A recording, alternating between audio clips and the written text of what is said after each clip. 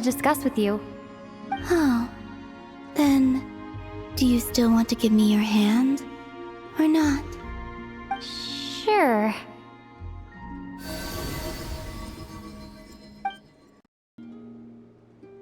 Thank you. So, I've heard that in the Moon Prayer Nights of the past, people here would hold celebrations in the Moon Goddess's honor. Since you helped so much in our fight against the Rehir of Solnari, I think you deserve a farewell party before you return home. I haven't asked everyone else for their opinions on this yet, but I'd like to invite you to join the upcoming Moon Prayer Night. I've never joined a Moon Prayer Night before. I'm not sure what I would even do. Oh, don't worry about that. We take care of everything. All you need to do is show up. Of course, there's no need to force it if you're not feeling strong enough. It's just, this kind of felt like a golden opportunity. But they call me Kutar, and the Fatui have an arrest warrant out for me. I shouldn't appear in public right now. I'll make it work. You have my word. Yeah, we got your back. Well, she does. Paimon's actually not too sure what she's planning. All right, if you're sure. I will not refuse your invitation. I suppose it wouldn't hurt to pack a few more sights from this world into my suitcase before finally learning what my homeland looks like. Oh, if you see Lauma, please tell her that my answer to the question she asked me is neither yes nor no. Rather, it is. There is no need. That was kind of cryptic, but sure. Guess it's between the two of you. We'll pass along the message. Bye for now.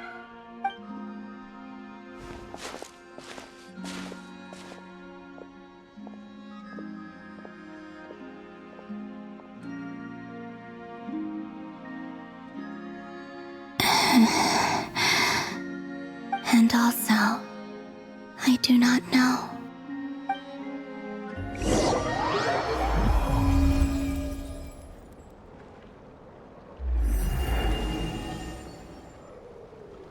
Since she's agreed to join the festival, let's go see who else wants to take part. Lauma's... Also, what exactly is your plan to keep her safe? Not sure yet. I'll figure something out. What? Are you serious?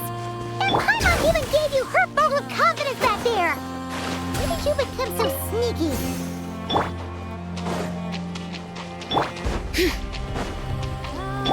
Strike a pose! Goose on the loose!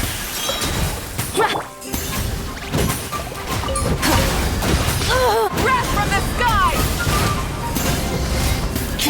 Letting brave names echo!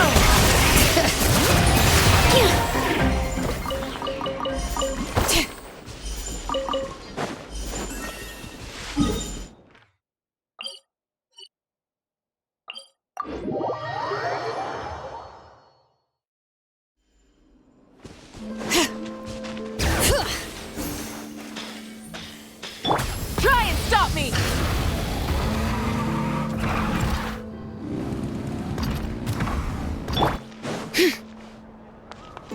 Hey, Lauma! It's us! Huh? Varka? What are you doing here? Beats me. I had a bit too much to drink last night, and when I woke up, I was on Hisi Island.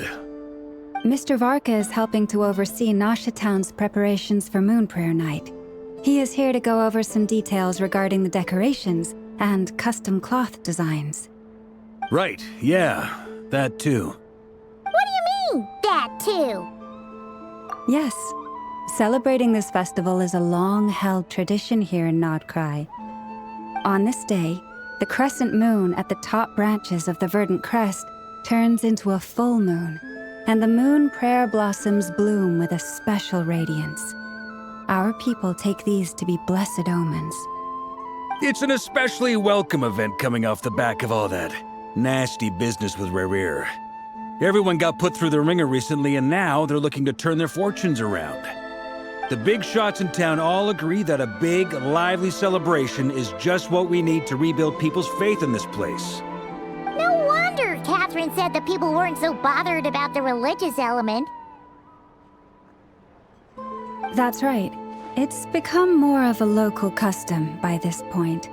The celebrations have little to do with whether the religious stories behind this event are true or not. Even the Frost Moon Scions are eagerly awaiting the coming of Moon Prayer Night, despite now knowing that their past beliefs were founded on a falsehood. That's fair.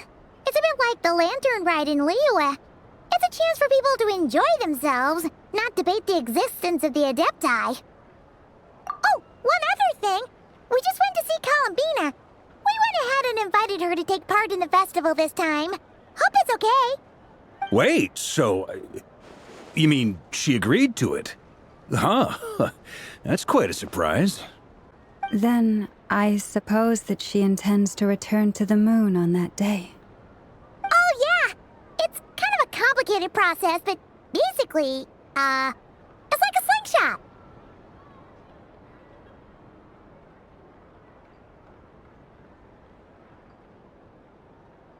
I understand. In truth, I had a feeling that she might make such a decision. Well, if Kuthar has decided to participate in the festival, we should prepare accordingly. Yeah, exactly. She was saying how it could be risky for her to show her face in public. We were wondering if there was any way we could hide her.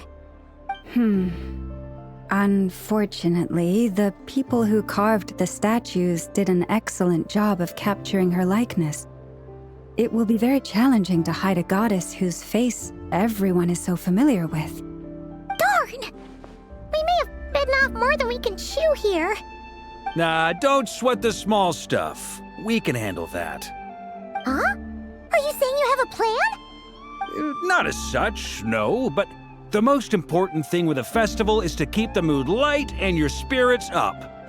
You can't go preparing for a festival with those long faces. You'll never convince anyone to enjoy themselves. The Mondstatter spirit is strong with this one. As it happens, I agree with Mr. Varka. Let's start by making our appreciation for Kuthar the beating heart of the festive atmosphere. And who knows? Once we get the ball rolling, perhaps everything will just fall into place. Hey! Did you catch that? Lana said the thing! Or close enough, at least. I'm looking forward to the Moon Prayer Night already. We have a festival in Mondstadt called Windbloom, and you can always tell which couples are celebrating it for their first time by the smiles on their faces. Big, beaming smiles like their whole face is glowing. And I have a feeling we'll get to see that same smile on the Moon Goddess's face at this festival. Not quite the same, surely. Anyway, I'll take care of business in the city, but I'll have to leave the decor up to you and the Frost Moon Scions. No one else can capture that traditional aesthetic quite like you guys. But lastly, there's the final key element that brings the festival to life. Companionship.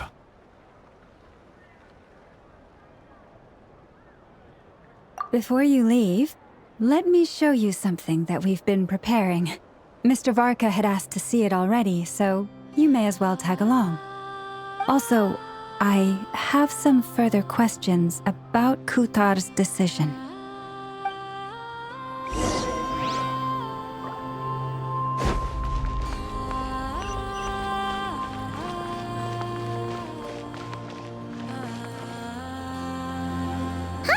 What's this? They sure look like they're having fun. I believe so. Kuhenki seem very skilled at playing drums like these, although I'm not sure where they learned it from. Maybe it's an innate talent?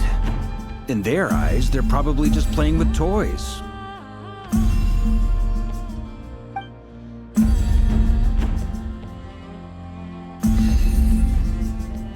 Wanatar! You want to play too? Yeah. She looks more confused than anything. Maybe we can teach her next time if we get the chance.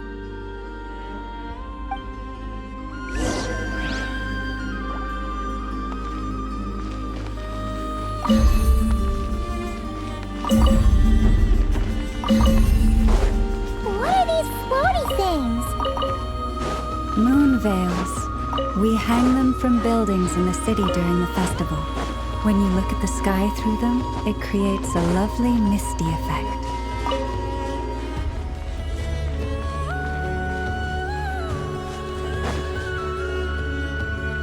Everyone seems hard at work.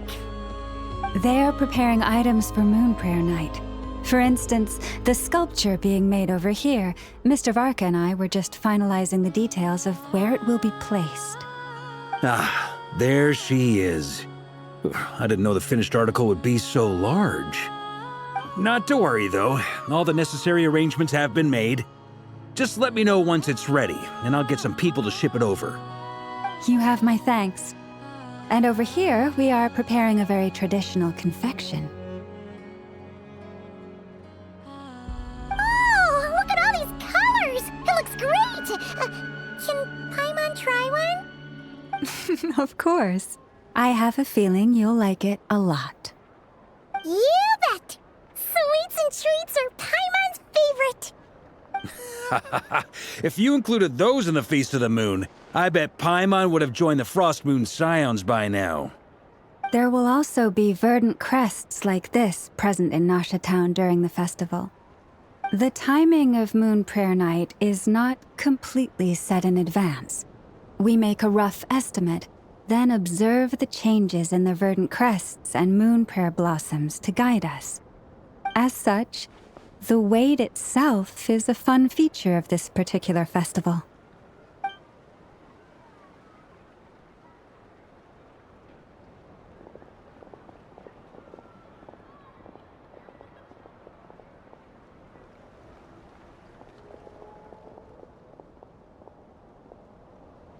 Let's talk here. To tell the truth, I am very surprised to hear that Kutar is willing to participate in the festival. I once asked her if she'd be willing to stay with the Frost Moon Scions. I could introduce her to everyone, and we could be a family to one another. She did not answer, but she has not appeared here since. I took this to mean her answer was no, but if that were the case, she would not have accepted this invitation.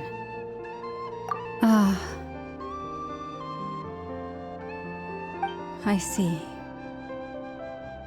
Maybe she is right. Maybe the Frost Moon Scions of today no longer need a moon goddess. But my wish was not for her to come here and be worshipped as a deity. I simply wanted to offer her a place to stay. I'm sure she believes that showing herself here might invite Fatui intervention, and as such, she does not wish to cause us trouble. But what really pains me about all this is that this is her birthplace. She ought to belong here, yet no one has been able to grant her shelter. I think I'm qualified to weigh in here. When someone's about to depart on a long trip, what they need is blessings, not burdens. We should wish her the best, not make the journey harder than it already is. Anyway, she's agreed to attend, hasn't she? All we need to do is simply respect her decision. I see your point. Yes, she will soon depart after all. Our job is to leave her with some happy memories. Besides, who's to say her journey to the moon is a one-way trip? It's not like she can't come back and visit if she wants, right? Paimon agrees wholeheartedly. Festivals are all about having fun, so let's keep it simple. All right, I'm gonna head back to Nasha Town soon. Want to come with? I'm guessing you have some other folks to visit there. Sure thing, let's go! Bye for now, Wilma! Thank you all. Goodbye.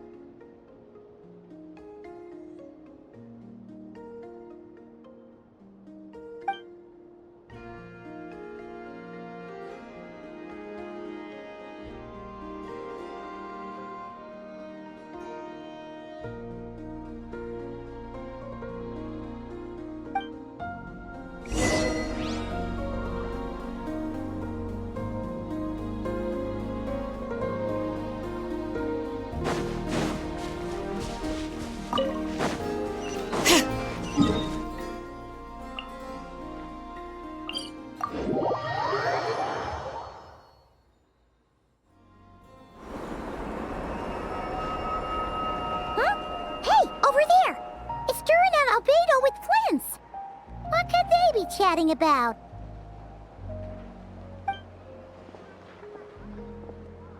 Your guess is as good as mine. Ah, Grand Master, and the Traveler in Paimon. Hello there. It's been a while. Perfect. We have some new volunteers for our investigation.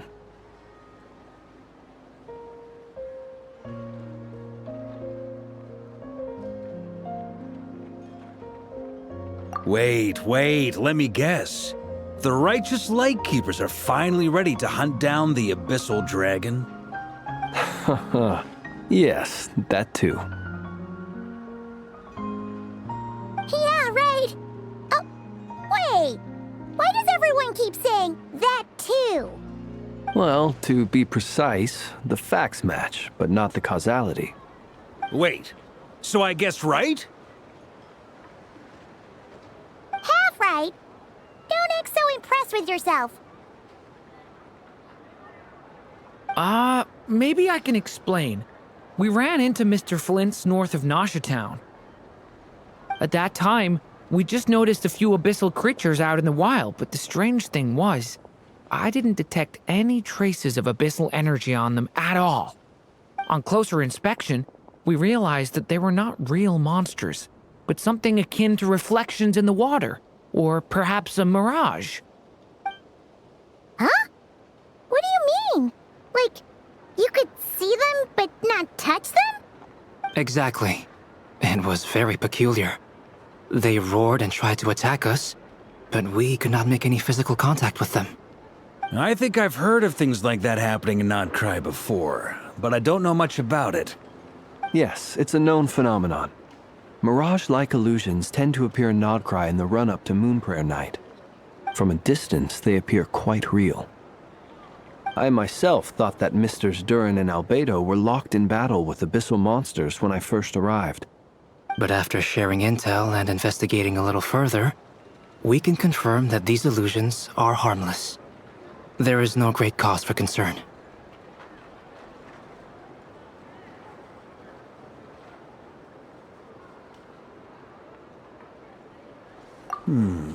All the Mirage stories I've heard are either animals, rocks, or small houses. Abyssal monsters, though? That's a first. It's a first for me, too. So I'm planning to look into it further just to be on the safe side. I intend to inspect a few more locations. What about you two? Any plans? Alice contacted me a few days ago. She'd like me and Durin to assist her with an experiment. But we lost contact shortly after receiving the message. I'm sure that comes as no surprise to anyone familiar with her. We don't know when the wind will blow, yet when the wind blows, we will know. That, in a nutshell, describes how Alice operates. Yeah, that tracks. Okay. Well, I suggest we investigate this Mirage business in the meantime. It's piqued my curiosity, and I'm pretty sure I know someone who will already be 10 steps ahead of us. Well said. Right? Whatever's happening in Nocturne, she always seems to be the first one to know. Let's go see what she knows. We can invite her and her staff to the festival while we're at it.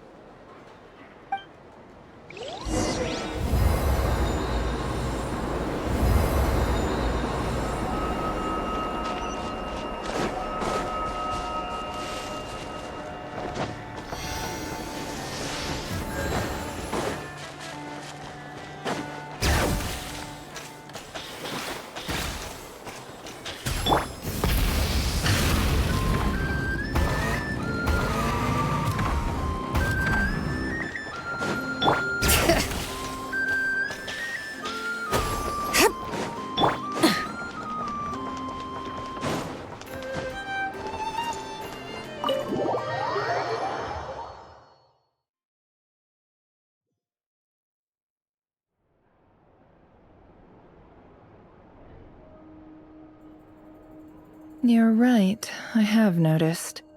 There's certainly something a little fishy about this situation. Only a little, though.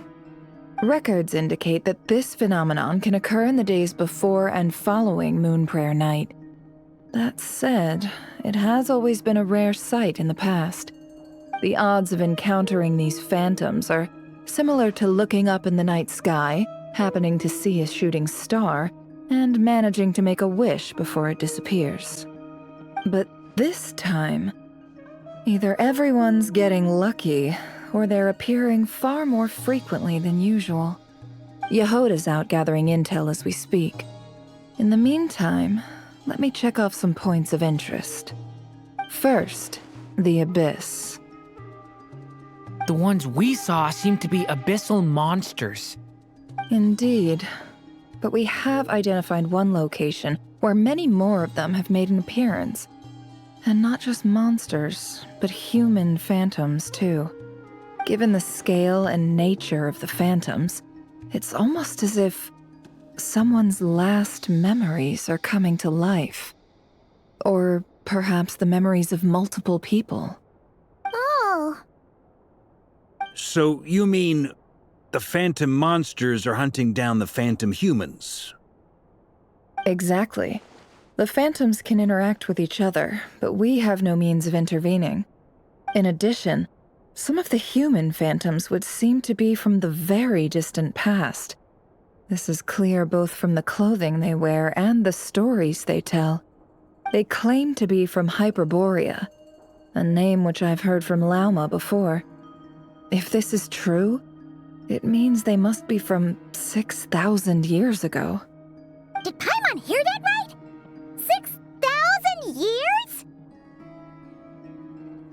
It sounds like this merits further exploration. That'd be a big help. I'll leave it with you, Albedo. My knowledge of ancient history is non-existent. I used to doze off every time the pre-Knights of Favonius era came up in class. It's quite a miracle that you were able to understand these phantoms' speech, given how long ago they lived. I suppose you're right. But I'll leave the archaeologists to ruminate over that conundrum. As an intelligence broker, my sole interest is in the value of the information I gather. Which, in this case, hopefully means earning myself some good favor with our dear Lady Moonchanter. So calculating. Whew, this intel broker logic always catches Paimon by surprise. Sounds to me like we could split the work up. I think the abyssal phenomenon is best left to Albedo, Flint's, and me. Agreed. It coincides with my duty as a lightkeeper. For my part, I'd like to understand the Abyss better. Even a little knowledge would go a long way. This is certainly a rare opportunity to study the Abyss. But even rarer, perhaps, is the chance to make contact with the Ancients. The Curatorium will take the lead on investigating the Hyperboreans. We put in the work to learn what we know so far. It seems only fair that we get some quantity of exclusive intel. That just leaves our trusty team of 2 unassigned. Since you became an honorary knight, of course. This was part of my grand plan all along. Ha ha ha! Oh yeah, by the way, we managed to convince Columbina to come to the Moon Prayer Night celebrations. Would you and Yehoda like to join too? She agreed to that? Huh. Quite an achievement. Never underestimate the traveler, I guess. I'd be happy to join. No point shutting myself inside when the streets are all decked out. I doubt any clients will be visiting during the festival in any case. And Yehoda loves a party, so I'm sure she'll jump at the opportunity. No, no, no, no, no, no, no, no, no, no! Way to contradict me in front of... Wait, no, that's not what I have bad news, boss. So many people. All right, everyone inside, quick!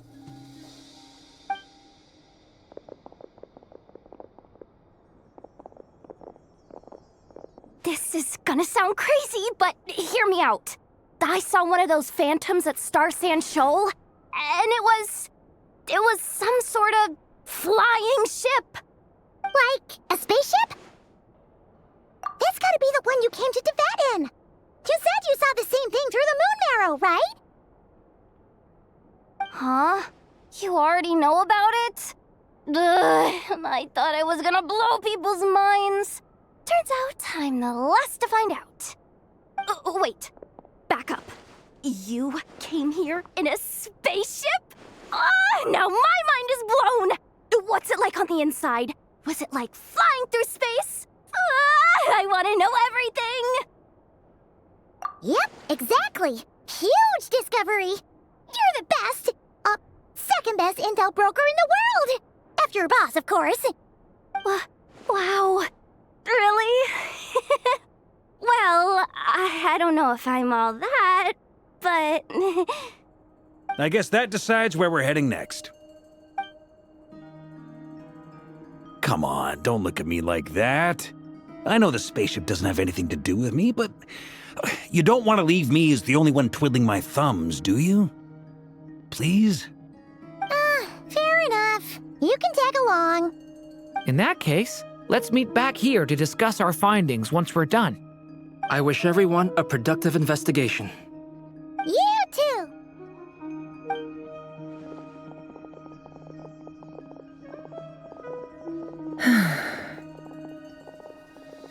What's up, boss? Aren't we gonna head out? Tell me, Yehuda, when did the curatorium start giving out intel for free? Oh,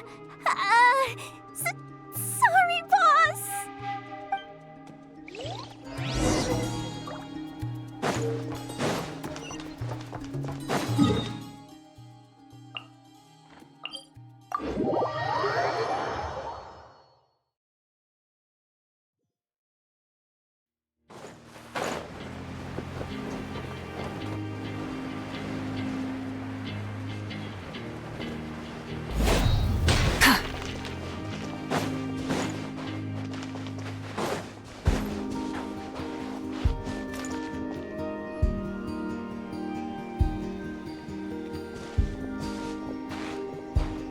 Well, what do you know? Yehuda was right on the money.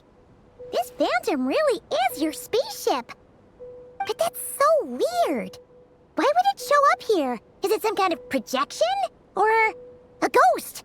Like, maybe it no longer exists, but somehow it left an afterimage? Ah, you're already here. Miss Lauma, what a surprise. I thought you were busy with festival preparations. I was, until one of our people informed me that a strange sight had appeared at Star Sand Shoal. No one's ever seen something quite like this before. I thought I should see it for myself. Same here. Oh, so we heard that these things appear around the festival period. Any idea why that is? Unfortunately not. We have very limited information about them, since they can't be interacted with. And no human phantoms have ever made an appearance before now. The most we've been able to deduce is that these sightings appear to be connected to the increase in Kuvaki energy around this time. Yeah, seems like that's all we can do. This is all so confusing. Allow me to lend you a hand.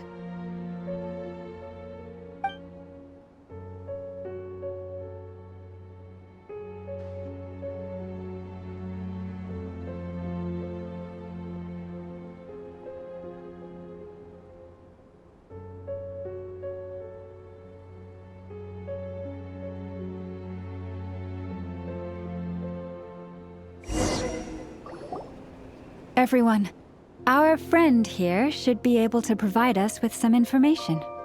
Is that a phantom Rhymehorn deer? I've heard about how the Frost Moon Scions live in harmony with the animals and can even communicate with them. That's coming in handy now, for sure.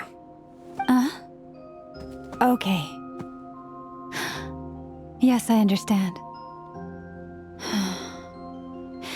Then how about this?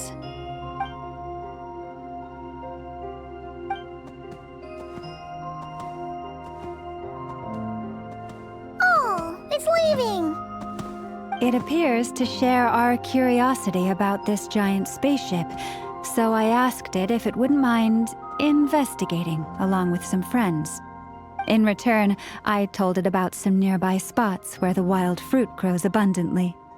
We may live in a different era from these phantoms, but I trust that the terrain, climate, and ecology here are more resistant to the effects of time than some things are. Let's give them a moment and hope for the best.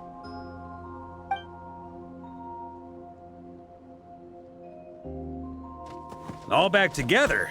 Must have been a lot of fruit. Indeed. Now let me ask them some questions.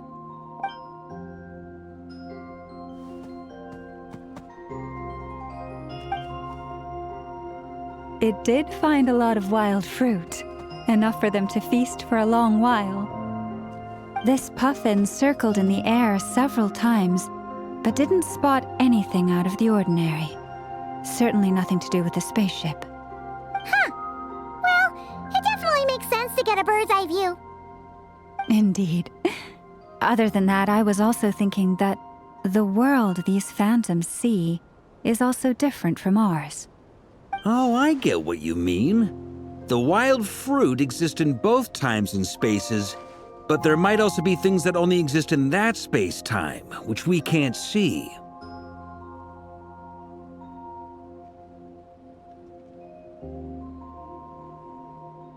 Good point. Great thinking, Llama. Blunthorn rhinos can use kuvaki to shift great rocks, but this one says it couldn't get that ship to budge by even an inch.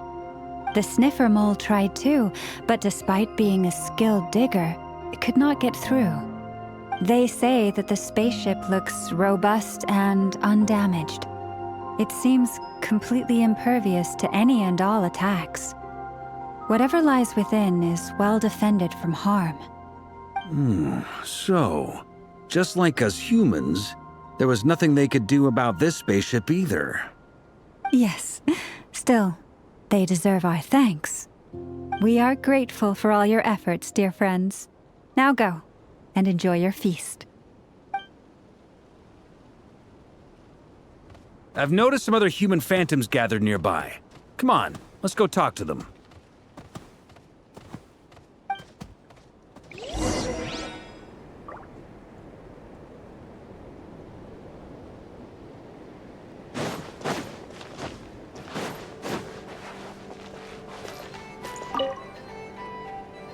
What is this thing? I've never seen it move, and there's no way to get inside. Goodness knows. My grandpa says it's been sitting here at least since his grandpa was still alive. What about his grandpa? Did he say anything to your grandpa's grandpa about it? Huh? I don't know. In all likelihood, it was here back then too. Hard to imagine something this huge could move. Guess that means that as far as they're concerned, this ship's been around a long time.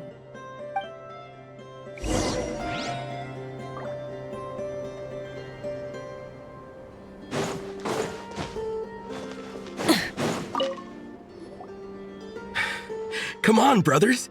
If we can get even a small chunk off of this thing, it's gotta be worth a fortune. Today is the day we strike it rich. Huh? You mean Paimon? Yes, brother, I shall join you. Let's make our fortune. We should go with them. What the?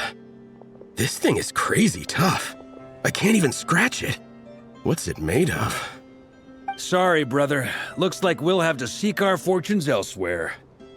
Enjoying yourself? I was just seeing if I could influence this phantom's perception by playing. But nope, no dice.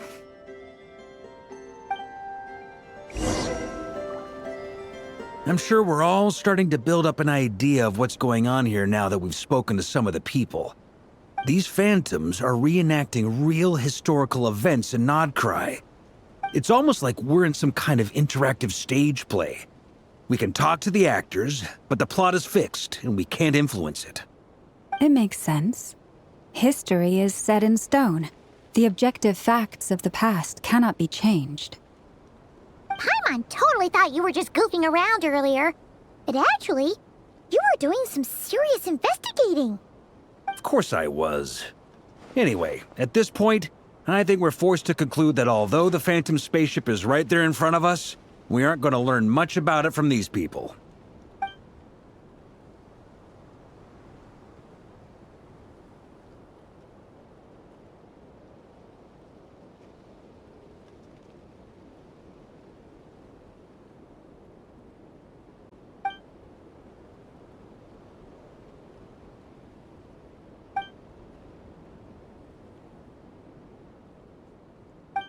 Don't be discouraged. If nothing else, this is proof of the ship's existence. And think about it. So many people tried to hack their way inside, but no one could get the door open. It's made of very tough material.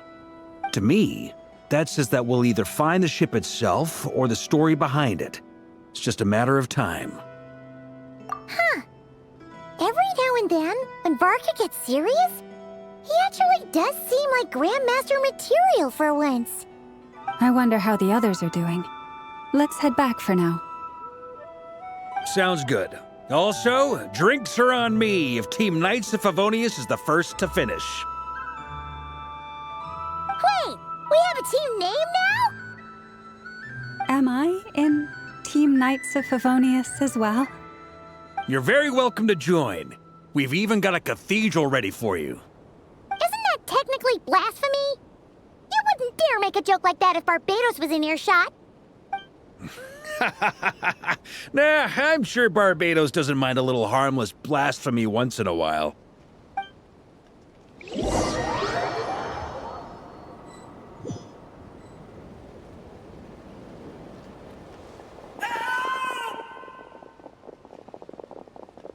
Oh, no!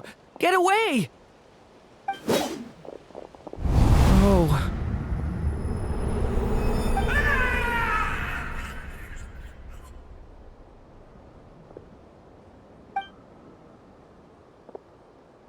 I know it's hard to stomach, Mr. Duran. But as I'm sure you've noticed, there is nothing we can do to intervene in that which unfolds before us. But we have to at least try. And try you have. But are you aware of how many unsuccessful attempts you've made now? I wasn't keeping count. I'm afraid this is the 39th failure so far. Or the 5th if we're only counting this particular victim. There are no indications that these phantoms may be altered in any way. You seem to have calmed down a little. I'll make us a fire. You should rest and have some water. Feeling any better now, Mr. Duran? May I ask a few questions? Be my guest. What exactly are we witnessing here? What happened to those people? My guess would be that we are seeing Nocturne during the Conrian Cataclysm. Would that be accurate? Conria. That is correct. As you know, once the Abyss senses even the tiniest crack, it floods in and spreads like wildfire. There was a time in the distant past when it permeated all of Nocturne, causing immeasurable harm. The people paid a terrible price to heal this land. Then, 500 years ago, the whole of Teyvat suffered an abyssal disaster. Once more, Nocturne was dealt a devastating blow. I see. In the face of the abyssal onslaught, all were like grains of sand tossed around by a tidal wave. Be they human, fae, or god. The moment you witnessed is but one drop in a whole ocean of catastrophe. All right. I guess that answers my second question, too. I wanted to know why there's nothing I could do to help them, and that's because what we are seeing is history. That would be my guess as well. As I understand it, history and fate are not all that dissimilar. The latter may be unseen to us, but both are immutable. Yes. Fate was determined long, long ago. I still have a couple of other questions for you, Mr. Flint's. You mentioned more than one abyssal disaster that has struck this land in the past. how can you be sure that what we're seeing is from the Conrian incident? And also, how are you able to stay so calm when you're talking about these events? From everything I know about you, you're not cold or ruthless, and you're not indifferent to the suffering of others. Alas, I am forced to show my age. I must be 600 or 700 years old by human measure. Wait, so you... One is not easily moved by history when one has witnessed the truth firsthand. I'm sorry. You needn't apologize. Your passion is a good thing to have. Treasure it, because someday you may find it in terribly short supply. Now, at the risk of offending you, I have a question in return. Your curiosity toward the abyss, is it born from hatred or because you sense its call? I only ask because I kept a fragment of Rerir's body in my lantern for a short time. Specifically, his heart. So I know what a burden it can be to carry the abyss with you. And I hear its power growling from somewhere within you. In my eyes, your mere existence is a miracle. My honest answer is... I don't know. I don't think I have the confidence to say for certain. What I will say is the abyss is not the only issue that haunts me. Even before I became who I am today, the question dogged me constantly. Should I even exist at all? My doubts remain unresolved. But when we fought Rerir, something became a little clearer to me. Sometimes it is the darkness within us that allows us to achieve the impossible. I certainly got the sense from your 39 attempts that you were trying to achieve the impossible. It sounds like you've resolved to see the truth for yourself. Absolutely. In that sense, he and I are quite similar. Then I wish you every success. I look forward to the day of your transcension. Well, if everyone's caught their breath, I suppose we should head back. Oh, and one last thing. I'd appreciate if you kept our discussion about history a secret.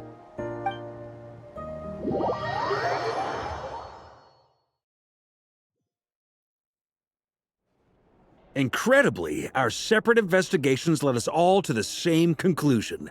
Hooray for consensus! Yeah, but we barely learned anything, though. I totally thought this would be the mother lode. Talking with the ancients? I mean, come on!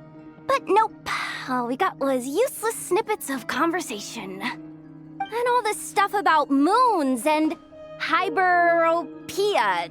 What a load of baloney. Seems like people back then had a few screws loose. I understand your frustration. We found the same issue. Each phantom only showed a very brief moment in time. There isn't much value to be found in these miscellaneous fragments of a civilization's history, no matter how glorious it may have been. If there's a silver lining, it's that these phantoms are harmless to the present reality. They shouldn't get in the way of the festivities. Paimon agrees. And not just because it's the first thing she understood in this whole conversation. You look disappointed, Nefer. Is something the matter? What do you think? We all worked our tails off, but the only one to gain anything from it was you, Lady Moonjanter. Well, please do share the Hyperborean records with me. I will gladly inscribe them in our people's documents. Oh, duh! Yeah! That was it! Hyperborea! Hyperborea. I'm serious. Only an expert in the Frostmoon Scions and their history can turn these records into valuable research material. The alternative is to let them gather dust on the Curatorium's storage shelves until the pages turn yellow. Nefer, you're wise enough to know that cooperating and sharing the profits is the best course of action here. Well, that goes without saying. Sure, let's do that. Huh?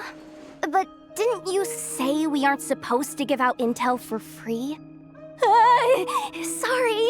Shutting up. Now is not a good time to push Nefer's buttons. Anyway, back to Moon Prayer Night. I'm thinking that we should prepare something a little special, aside from the usual decorations and so on. You mean a parting gift? Can't go wrong with food. Although, does food go bad on the moon? Perhaps a lantern would be a better choice. It might be dark up there. It could prove difficult to light a lantern on the moon. Magical stones might serve that purpose better. What about a clockwork mecha model from Fontaine? I've got a whole bunch at home. I use them for fighting practice in my free time. None of these sound like things she would be even remotely interested in. But we don't interact with her enough to know what she likes. Yeah. It would really save us the guesswork if someone could find out what she's into. Wait, what the? Traveler? They're all looking at you.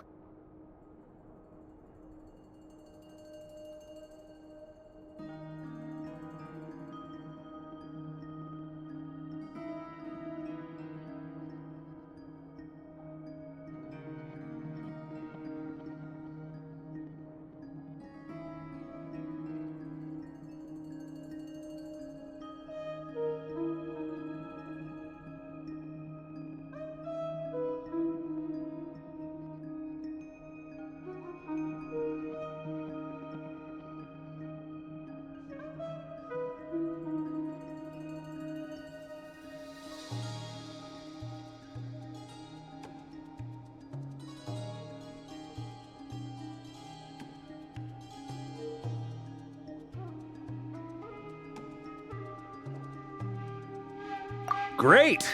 Haha, problem solved. Now, I need to stop by Dory's. Gonna need her help sourcing a bunch of stuff for the festival.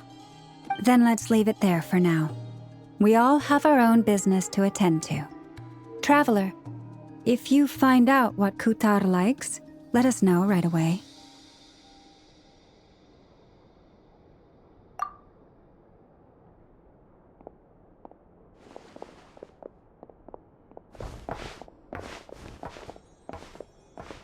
Is something the matter? I'm fine. It's just... I'm still feeling a little rattled after witnessing the horrors of the Abyss.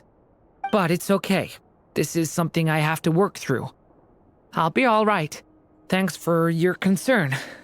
Well, don't put too much pressure on yourself. If you ever feel like something's wrong, physically or mentally, we're here to talk. Come on.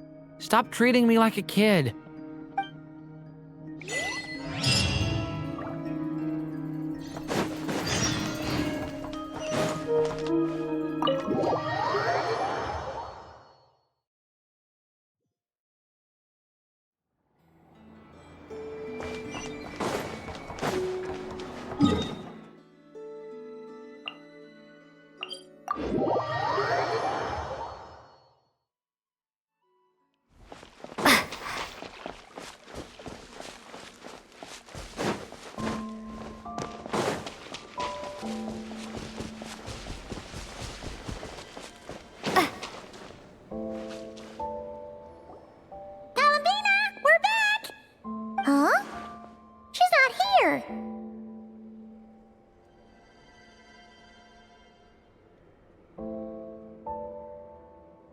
Weren't there a few Kuhenki here last time, too?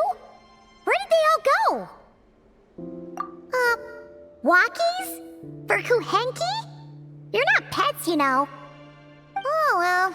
Looks like we just came at a bad time. Let's try again tomorrow. There's still a few days until Moon Prayer Night, so we're in no rush. Besides, she needs time to rest anyway.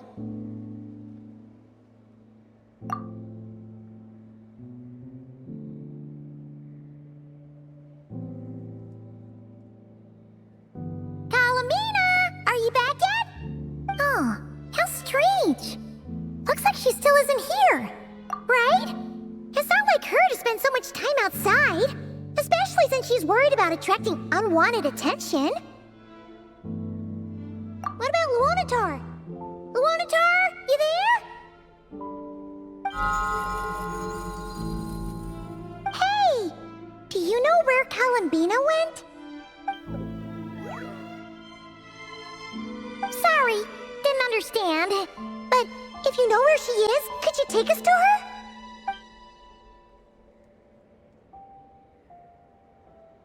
Yeah, that's even stranger. What about him? Oh, that's not good news. They change color when Columbina gets weaker, right? And they look super pale right now.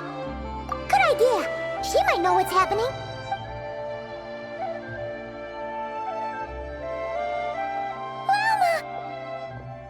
Ah, it's you. How is Kutar? No, she hasn't.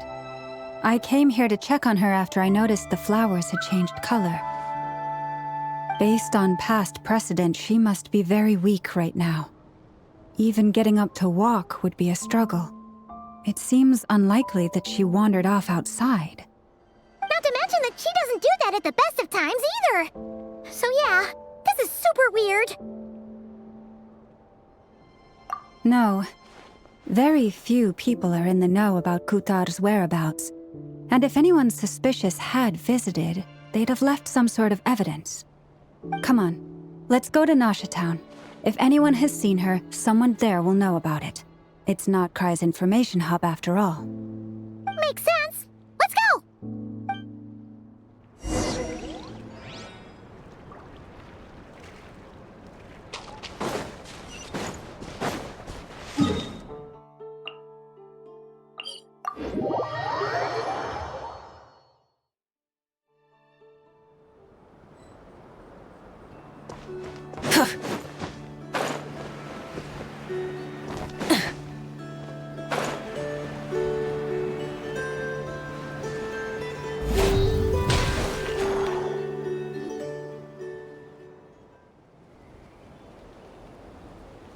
Moment.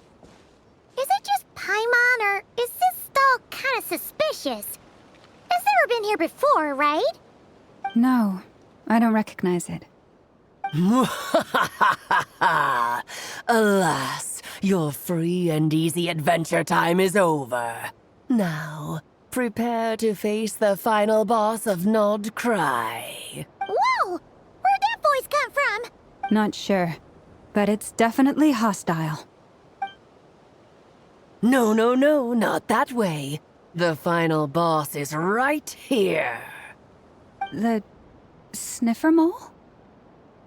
That's the final boss? Surely not. Also...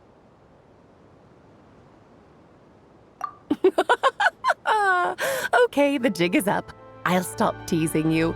Turn around. I'm right behind you. It seems I've managed to leave quite an indelible impression, even though you've never seen my face. Oh, nothing could make a great mage more pleased with herself.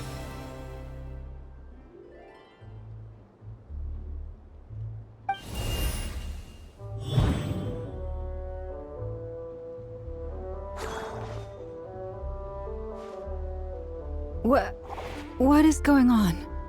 I've heard that all the big shots in Teyvat have long, wordy titles that stun people speechless when they make their entrance. Unfortunately, none of them are affiliated with the Hexen Circle, and we ourselves keep a very low profile. The notorious name-dropping doesn't quite work for us. Still, I, for one, think I'm really quite amazing. So that didn't stop me from coming up with a title anyway. Alice! It's really you this time? Not a lantern or a Dodoko, but Alice in the flesh?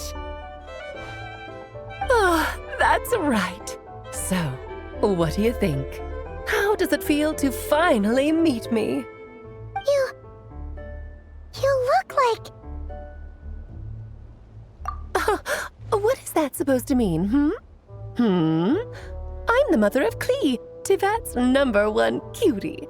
How old could I possibly be? So she's a friend of yours? Kind of. is actually the first time we've seen her in person. I see. Madam Mage, that was, quite a powerful entrance. I certainly won't be forgetting it anytime soon. It's okay, Lauma, don't force it. Paimon will do the honors. This is Alice from the Hexen Circle. She's a friend of ours, and of Arcus, too. That's right. She's a good person, just kinda unpredictable. Well, what is the human heart if not unpredictable? If we could not do as we please, how would we differ from machines? I am Lauma, Moon Chanter of the Frost Moon Scions. It is a pleasure to meet you. Oh, I know. Before you got here, I spent a good, 15 minutes getting up to speed on Nodcry's present situation. In other words, I've read the whole in the last episode part, so we can skip the pleasantries. Fair enough. Well, Miss Alice, I can already tell that you have quite a unique personality. He'll get used to it. Paimon sure is. So anyway, what are you doing in Nodcry, Alice? Oh, I thought I told you already. This time, I'm the final boss. And what a formidable foe I shall be. Powerful, confident, decisive, and good luck finding my weak spot. You will never succeed. Oh, drat! My one weakness, and you found it in an instant. Fate has been dealt a devastating blow. Thus falls the great Dodo King. Why are you playing along with this nonsense? For funsies, of course. What's wrong, Paimon? Are you disappointed in me? Am I a gigantic letdown? No, it's just... you seem like a busy lady. And this is the one time you've shown up in person. Paimon figured it would be for something more high stakes than just goofing around. You're quite right. I'm here in Nocturne because something big happened. Something big enough it caught the attention of the Hexen Circle. It concerns the 3 moons, Tevat's borders, and of course, the moon goddess you are currently searching for. Kind of. Why don't we discuss this over a pot of tea? My main reason for coming on this trip to Tevat was, of course, to have some fun. But I do technically have a job to do as well, namely, maintaining the stability of Tevat's borders. I'll skip over the complicated parts, but to sum it up, abyssal energies are all that lie beyond Tevat's border. We'd find ourselves in a real pickle if they ever made it through. And the phantoms you've been seeing are a sign that the border has been disturbed. No wonder they tend to show up around Moon Prayer Night. Is it because the real moon is now so close to us that its power can cross the border? In part, but only a negligible amount passes through. Just enough to influence the verdant crests and so on. And as you've noticed, there has been an unprecedented number of phantoms appearing this year. The influence of the moon beyond the border cannot explain this. No, there is another far greater factor at play. The trilunar syzygy. A trilunar syzygy? Eons ago, before the heavenly principles came to Tevat, it was the then 3 moon goddesses who controlled the laws of this world. Oh, that's exactly it! The 3 goddesses split these powers amongst themselves, promising never to consolidate them into one singular body. This was meant to keep the world stable. But, fast-forwarding to the present, the eternal moon's marrow is with you, while the iridescent moon's marrow, which should never have appeared in this world, has been retrieved. Add that to the presence of a moon goddess in the flesh and... the power of all 3 moons is gathered here in Nocturne. There hasn't been an event like this since the War of Funerary Flame. And it's having a noticeable effect on Tevat's borders. Because I wish to give my darling daughter a peaceful, sunny environment to grow up in. Is that a good enough reason? Kinda sounds like you're dodging the question, but it does make sense. Well, that's one reason anyway, and the most important one. The others are a little complicated to explain. For instance, cleaning up after dearest Miss R. Albedo could tell you more about that if you're curious, but right now, I have a more important question to ask you. Why are you collecting the moon marrows? I see. Nicole told me about that legend once. Nicole? You mean Mage Anne? Oh, so you remember. Yes, of course. That was a story about fate, her area of expertise. But back to the story of our dear moon goddess. I'm afraid her intended method of returning to the moon is unlikely to work anymore. What does that mean? She may be missing, but she hasn't gone anywhere. She has disappeared.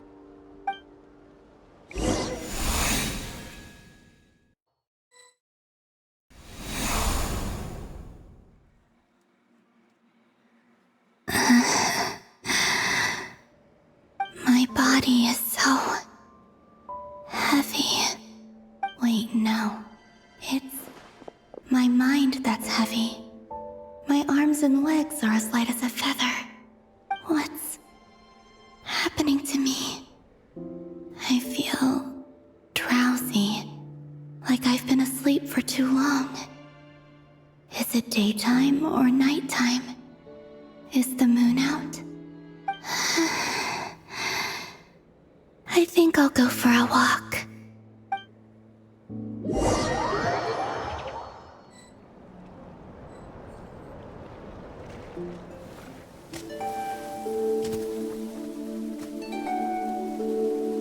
Are you out for a walk too?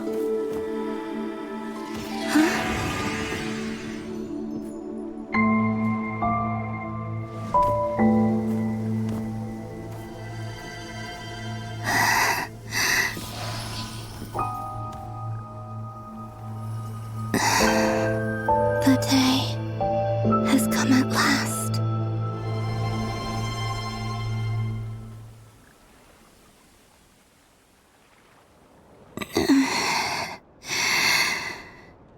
Have I grown so weak that I can't even sustain my physical form? But Moon Prayer Night is nearly here. I was so close to returning home. Death is near. Is this how it ends for me? Will I return to the moon after I disappear? Or... I don't want it to end like this. So far, at least, I still exist. Even if not physically, I can still feel. But as my power wanes, I'm sure that too will fade. I suppose I might take one final look at this world. The world where I was born.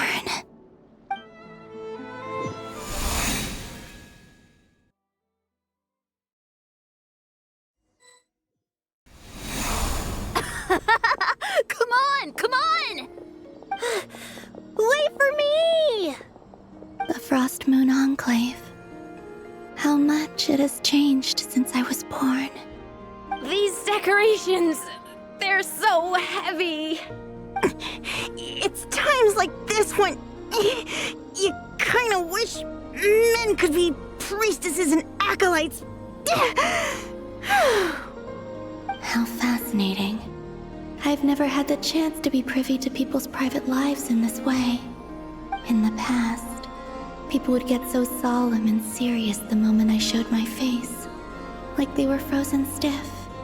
Karina, Lametti, it's time to eat. Coming! I want to watch them a little longer.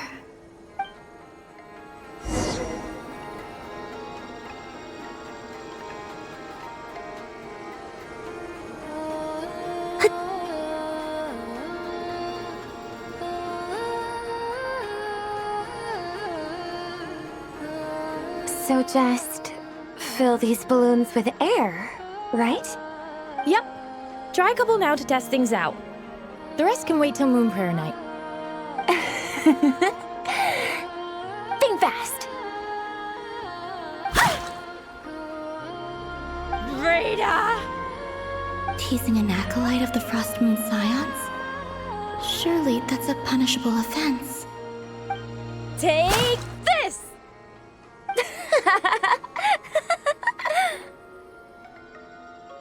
Huh?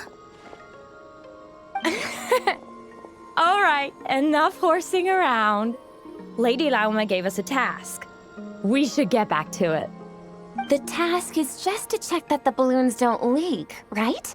Doesn't matter if we fill them with air or water. Yeah. Okay, you got me there. And you got me there. But still, we can't use all the balloons before the festival even starts. We won't use all of them. And as long as Lady Lauma's trusted acolyte doesn't snitch, this can stay as a little secret between friends. A couple more can't do any harm, right? Oh, you menace. Then, think fast! Is pumping a balloon full of water really so much fun?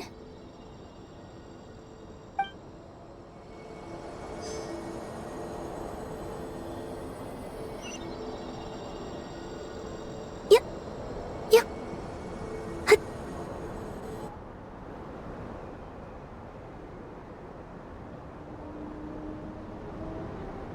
I'm sure you're both tired from playing all day. Come on, eat up. A plain, humble meal. That has always been the way of the Frost Moon Scions. Huh? How come Lametti got a midsummer berry dessert? Oh, I always get Lockaberry. I don't mind sharing. You can have a bite of mine if I get to have a bite of yours. They're sharing food? I've never shared food with anyone before. Even at the Harbinger tea parties, everyone just ate off their own plate.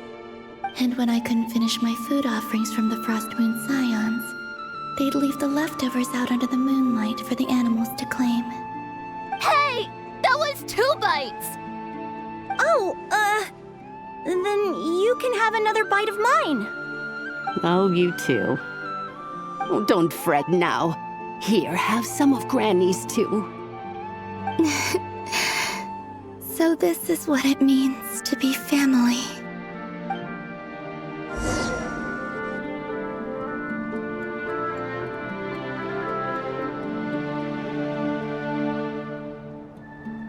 I'm seeing so much that I'd never usually get to see. They'd never act like this when I was around.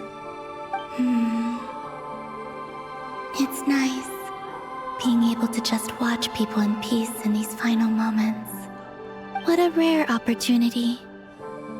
I think I'll go take a look around Nasha Town, too. Maybe the Traveler will be there.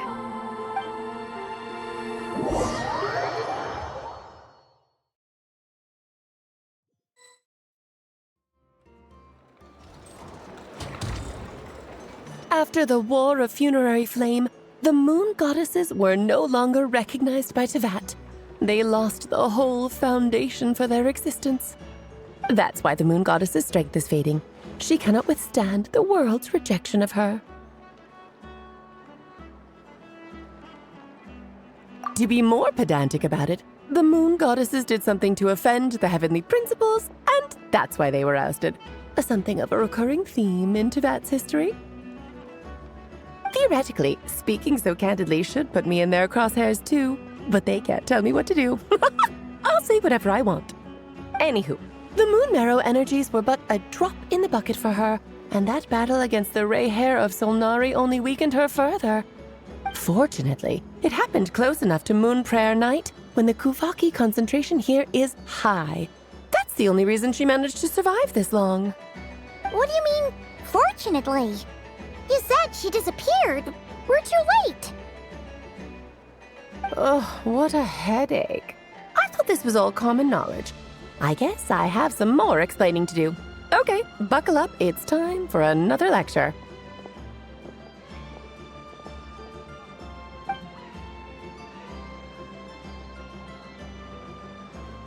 Now, I said earlier that the moon goddesses lost the foundation for their existence. The reason for that has to do with the natural order. Basically, the rationale for their existence in Tevat was lost. The same logic applies to the present moon goddess, too. Consider her existence so far. Her comrades in the Fatui called her Damselette. And she was worshipped as Kutar by the Frost Moon Scions. But these connections have now been severed, whether by her hand or yours. So, the rationale that once sustained her existence is now gone. Wait, we did that to her? Oh, well, strictly speaking, yes. But let's not start pointing fingers, shall we? I'll only end up as the big bad villain, and that's not the kind of final boss I want to be. Of course I do. I'm only the greatest mage in the whole entire world. Now, if you wish to find your moon goddess, there are two problems we need to solve. Firstly, we'll need to strengthen the connection between her and Tevat, at least enough to sustain her until Moon Prayer Night. Strengthen her connection? But does that mean I'll have to rally all the Frost Moon faithful behind this? I'm afraid a bygone faith and a former home won't be of any help to her now. Do you know her name? Her name? Oh, yes. Names are very important things.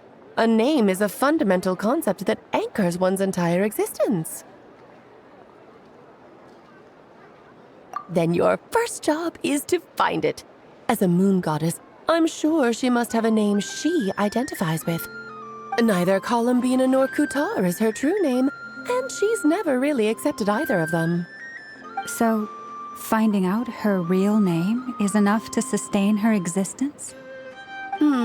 Yes, I know it sounds like a small step, but every journey begins that way. So for now, that's all we need to focus on. The second problem is with her plan to use the moon marrows to return to the moon. Unfortunately, piercing through the false sky will take an enormous amount of power. Given her current condition, she won't be able to provide anywhere near enough power, even if she recovers her physical form. But no need to fret. Nicole's the expert in this field, and I'm sure she'll figure something out. Wait, Mage N is going to help us out too? That means we've got 2 Hexacircle mages on the case. This is turning into a pretty big deal. Actually, this is more of a side quest for me. Like you said, I'm a busy lady, so I can't stay for too long. I'll have to return to Tevat's border soon. That's the upside you get for looking out for my little Klee. Hopefully that will incentivize you to carry on keeping her company in the future. Anyway, jokes aside, you'd better get moving. It will take quite a miracle for the moon goddess's consciousness to hold out till Moon Prayer Night. Oh, I suppose I might as well tell you where Nicole is before I leave. Off you go now. Time to meet your new friend. Oh, yes, and a little suggestion. Don't forget to mind your heads. What? I wonder how Durin's doing. I should really go see him before I head back. You really are super busy. I most certainly am. There's so many children I have to keep tabs on just in Mondstadt. Durin, Albedo, Venti, Varka. Klee didn't make the list, huh? Of course not. Klee is my pride and joy. I have no qualms about her, because she's the best child in the whole wide world. Yeah. Klee's a little angel. I'm glad you agree. Well, all the best. See you when I see you.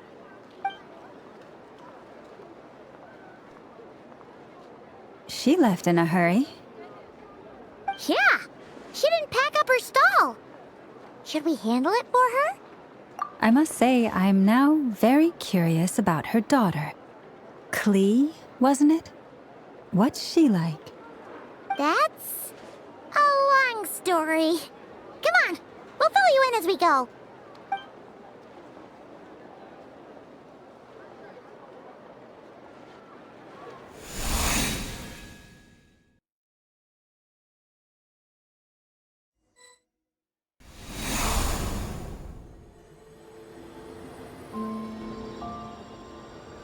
What a lively place. I've never experienced Nasha Town like this before. Hey, you old geezer! Your hammer's rusted through! Who are you calling old geezer? Are they quarreling? I'm looking right at him! You've really gone downhill since giving your daughter free rein in the workshop. Can you even swing a hammer anymore? It shouldn't take you days just to fix a single chair!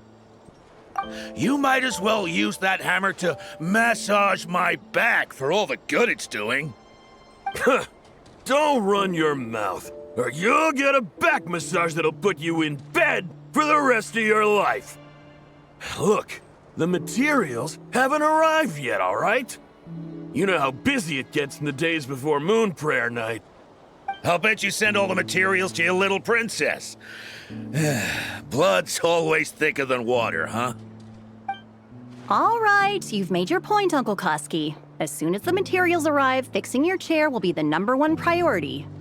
And Dad, if you've got time to chat, why don't you lend me a hand, See? Lolka knows what the score is. I guess they're friends. But the way they spoke to each other was so ugly. Then again, it wouldn't be the first time I've seen something like this. Columbina! Sing outside my door in the middle of the night one more time, and I'll unscrew your vocal cords. You hear me? Oh, Sandrone. So that was her way of trying to be friends with me. What a pity. I won't get the chance to say any ugly things in reply.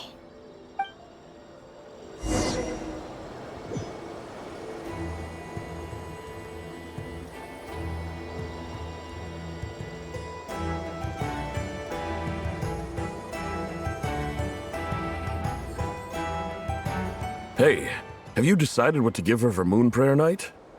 I sure have. She's gonna get the surprise of her life when she's least expecting it. Then I'll whip out the ring and pop the question. The surprise of her life. What a fun turn of phrase. Cool, I get the picture. You can spare me the gushy details. Ooh, looks like we have a customer. Hello there, ma'am. Would you like some Moon Prayer Night candy? Huh? Is he talking to me? Can he see me? Here you go. Oh.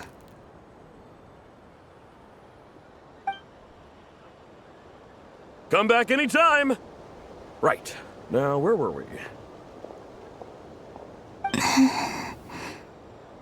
I don't know why, but I still held out hope.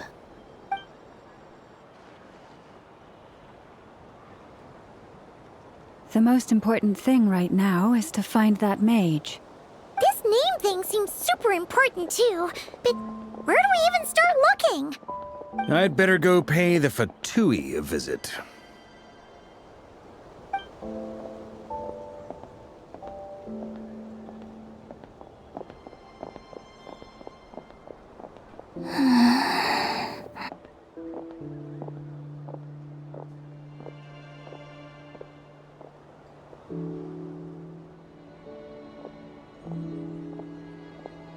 Columbina?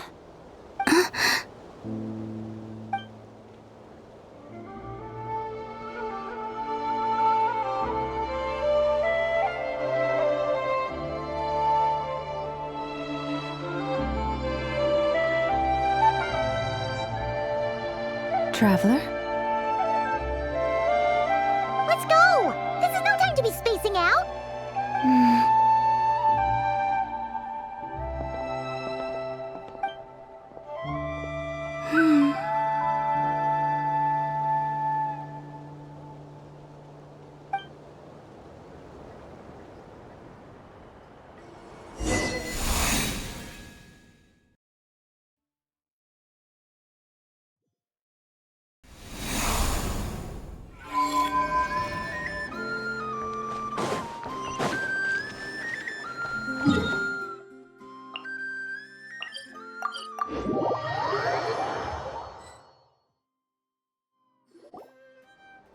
they going?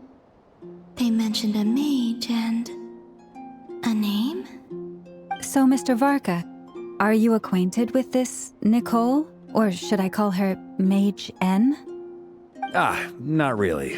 We've never met, though she has come up in conversation. From what I've gathered, Alice kinda took Nicole under her wing.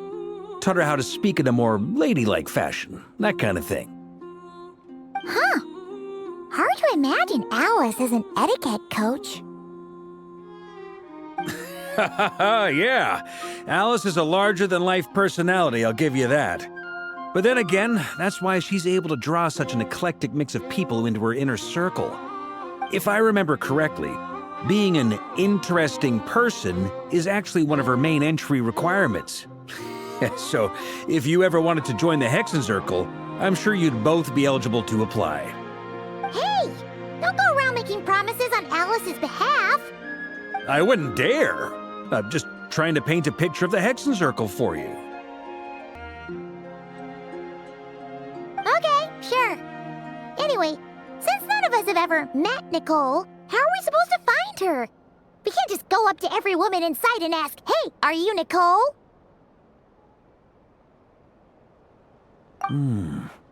Maybe something she's wearing will give it away? Like, a windbloom pinned to her chest or something. Wait a minute. Alice never said Nicole was from Mondstadt. Oh, true. That would be... this young lady, then?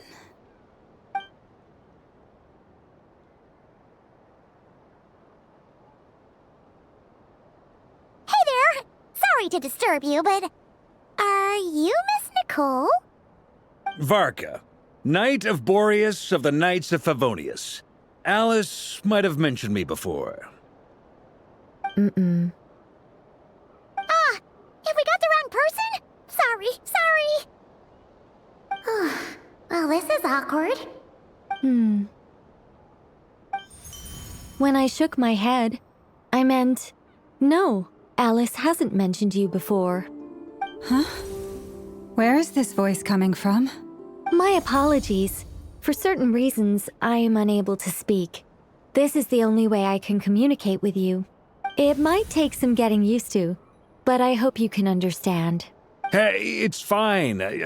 I'm more shocked by the fact that Alice never speaks about me. I mean,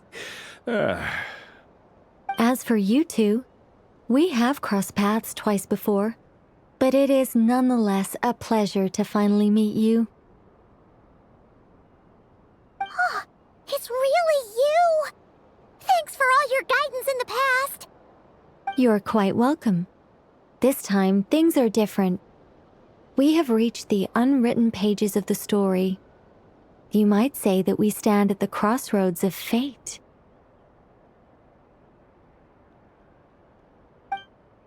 Now then, allow me to formally introduce myself. My name is... No, stop! Alice! I can't believe it! I had a whole speech prepared. I'd agonized over every single word. She always picks the worst moments to ruin other people's plans. I'm so sorry about that. Alice took the liberty of devising some bespoke self-introduction magic for each member of the Hexenzirkel. But I could have sworn I deleted all of the triggering conditions for it. How did it bypass everything? Oh gosh, this is so embarrassing. This is a very different side of Nicole than what we're used to. Is she not used to face-to-face interactions? Don't worry about it. We've seen that introduction magic once already, so it wasn't too much of a shock. Please go on, Miss Nicole. We'd love to hear what you have to say, or, well, communicate. Huh? Are they talking to this lady? But... will you all promise to forget that horrendously embarrassing introduction? sorry, embarrassing. When?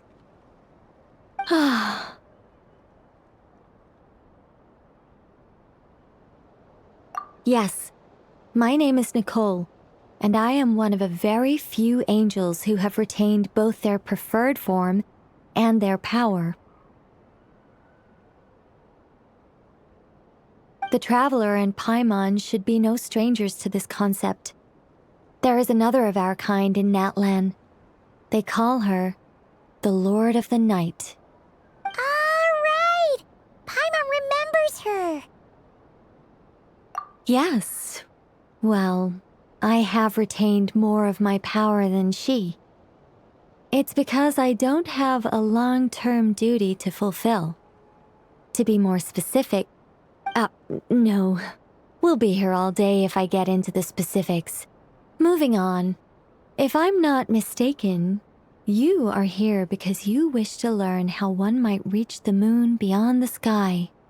That's right. Is that something you can give us any guidance on? Yes, I do know a way.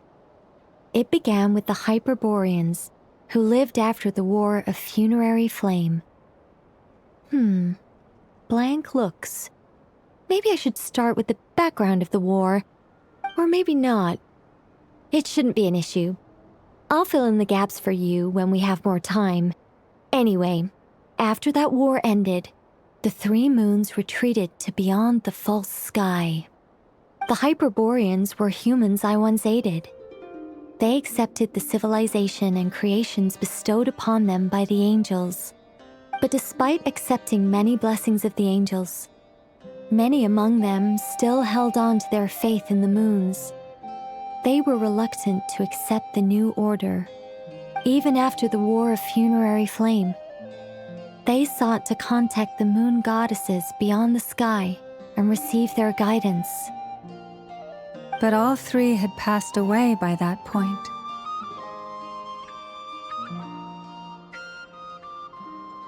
This mage has a unique method of communicating. Is she talking about the moons? Yes, but they did not know. And so, still they prayed for the moon goddess's mercy. After building titanic structures that consumed vast amounts of Kuvaki, at last they glimpsed the moons and heard their voices. But of course, they were gravely disappointed. For it was then that they realized the three moon goddesses were dead. Oh, that's such a sad story. It is. Humanity was in a very sorry state at that time. The angels who had once aided them were gone, and the War of Funerary Flames had left them homeless and destitute. Just a second, I gotta ask. How relevant is all this history to the task at hand? Well, I mean, it's... Okay, it seems we've drifted into irrelevant narrative waters. It's been a while since I've had the chance to speak inside someone's head. As soon as I got started, I lost control and the words just flowed out like a waterfall. What I'm trying to say is... Right, yes, that's it. The relevant part is the ritual created by the Hyperboreans. The fact that they bypassed the false sky and saw the true moons implies that they successfully built a connection between Teyvat and the outside world. Which means, with enough Kuvaki and a sufficiently stable connection, it should be feasible to send one person over the border. Okay, so they built some kind of portal? Oh, yes. A portal. Yes. Is something wrong? You sound disappointed. I just didn't expect you to summarize it so well. It turns out I could have said all that in one word, if only I'd managed to think of it. No, please, it's fine. This is invaluable knowledge. I'll be sure to record and preserve everything in writing. Oh, really? Well, in that case, I suppose I could backtrack and add some more detail. I did gloss over a few things so far. Whoa, time out. Let's summarize what we've got first. The Hyperboreans were the last ones to use this method, right? So we somehow need to find whatever structure they built and make sure there's enough Kuvaki to power it up. Luckily, we have the moon marrow of both the eternal and iridescent moons, so we're all good for Kuvaki. We need to focus on is finding the place. Am I right so far? Yes. Although I expect the structure is long gone by now. That said, what if we could take advantage of the phantoms to travel back to a time when it still existed? Well, travel back isn't quite accurate. It's more like we'd be creating a handshake between 2 points in space-time. We wouldn't even have to pick a time when it still existed. It could just be a time when it still appeared in phantom form via projection, or we could project our own phantoms, fold them together at... You look lost. Was that too hard to follow? Yeah, things got a little, technical there. Paimon's brain is reaching capacity. All right. Let me think about how to put this more simply. Okay, got it. Over the next few days, I'll search for phantoms that we can use. Once I find one that meets the criteria, I'll let you know and we'll regroup. By completing certain rituals, specific individuals will be able to enter the phantom and make it to the Hyperborean structure. If everything checks out and it looks feasible, we'll just need to wait for Moon Prayer Night, and we can send the Moon Goddess back home. I'm really skimping on the detail here. Is this making any sense at all? I think so. For now, we'll just wait to hear from you. Yes. Basically, yes. Great. Counting on you. In the meantime, we'll focus on finding the Moon Goddess's name. My name? Are they looking for a way to stop me from disappearing? Excuse me, Miss... Go on, Miss Nicole. This conversation was a little all over the place. I didn't catch your name. I am Lauma, of the Frost Moon Scions. Ah, I did wonder. I noticed that you listened very intently when I spoke about Hyperborea and the moon's history. If you'd be interested, I'd love to visit you this evening and go through it again in greater detail. Also, if you were serious about making a record, it would be too risky to simply write down the raw details as is. I would suggest some tweaks. Maybe rewrite the stories as fairy tales or fables, perhaps even prayers. Anyway, we can cross that bridge when we come to it. So, see you later then? Oh, and no need to prepare anything. Just a cup of tea will do. See ya! She seems friendly. It's just... It's so nice to find someone who's actually willing to listen. I've been dying for a chance to finally go through all this systematically from start to finish. Any longer and I'd probably start forgetting it. Now Paimon gets why Alice told us to mind our heads. Ha ha ha ha, what did I tell you? A lot of quirky people in Alice's orbit. Now then, the next order of business is, where do we start looking for the Moon Goddess's name? Maybe the rest of what Nicole has to say might give us some clues. Once I've heard her out, I'll summarize the salient points and share them with you all. I'm also inclined to review our other documents.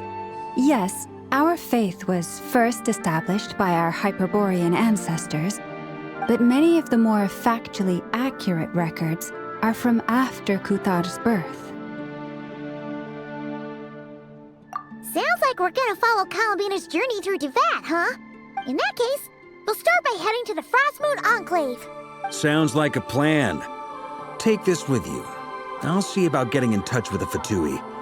It'll probably just be Arlecchino and Sandroni again. They're the only ones who would want to help. Thank you, Mr. Varka. Ha ha ha ha, don't mention it. Honestly, I'm more comfortable dealing with the Fatui than prying into the details of a young lady's childhood. Catch you later. I should follow them, just in case there's some way that I can help.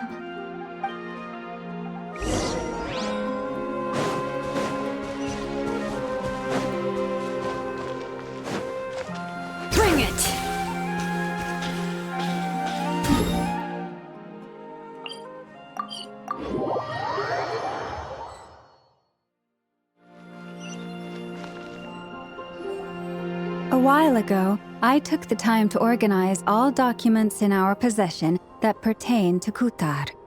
What you see here is the material I consider reliable. You're saying there's unreliable material too? Yes. Most of the information we have was transmitted through an oral tradition. Inevitably, some of her stories were mythologized and deified over the years through countless retellings. That's why I organized them into reliable and unreliable. There's no sense seeking answers in history unless we can ensure the veracity of the historical record. Makes sense. All right, let's take a look through.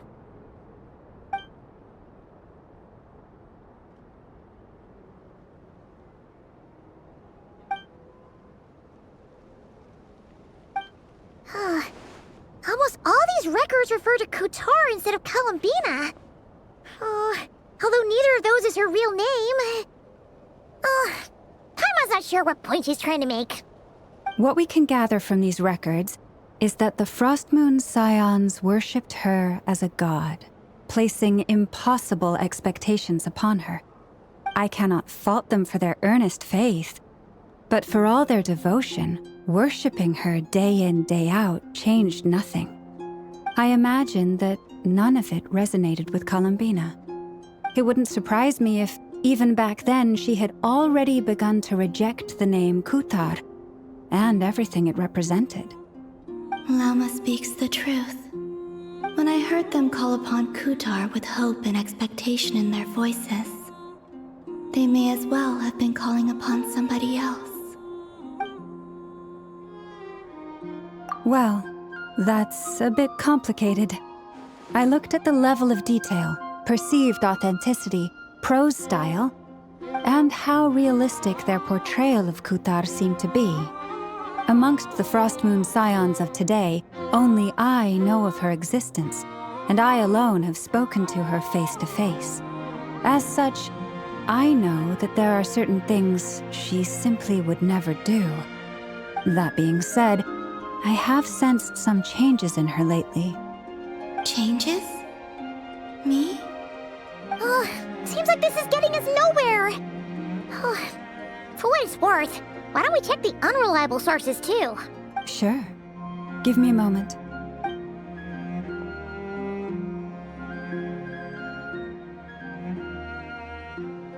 Exerting but a fraction of her divine might, Kutar sheared a great mass from the snow-capped mountain and cast it into the sea, upon whose surface shone the mirror image of the moon.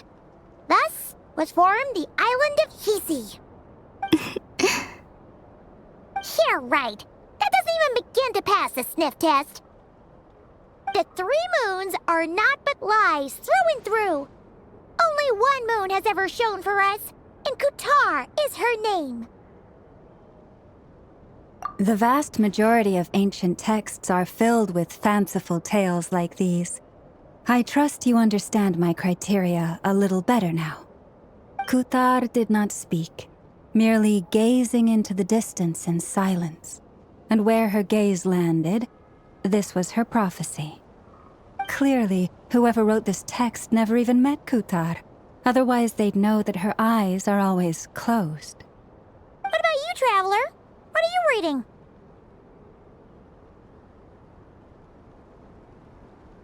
Come on, let Paimon see.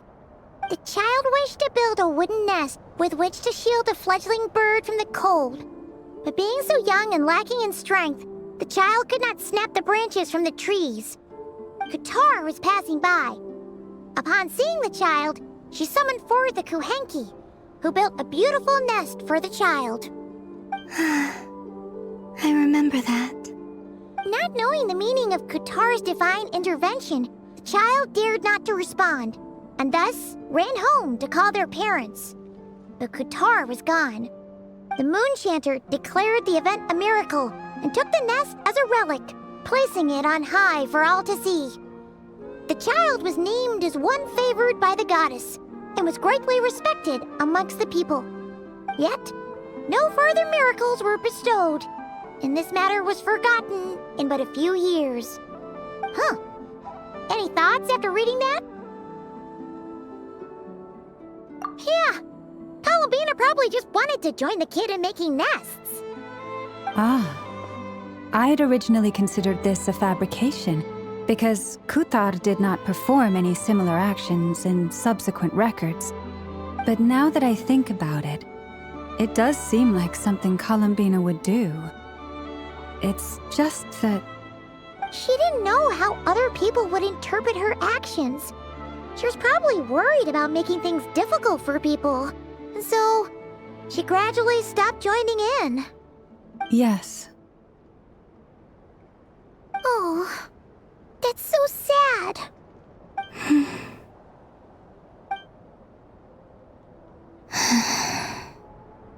And now, I can make no such gestures of warmth, even if I want to.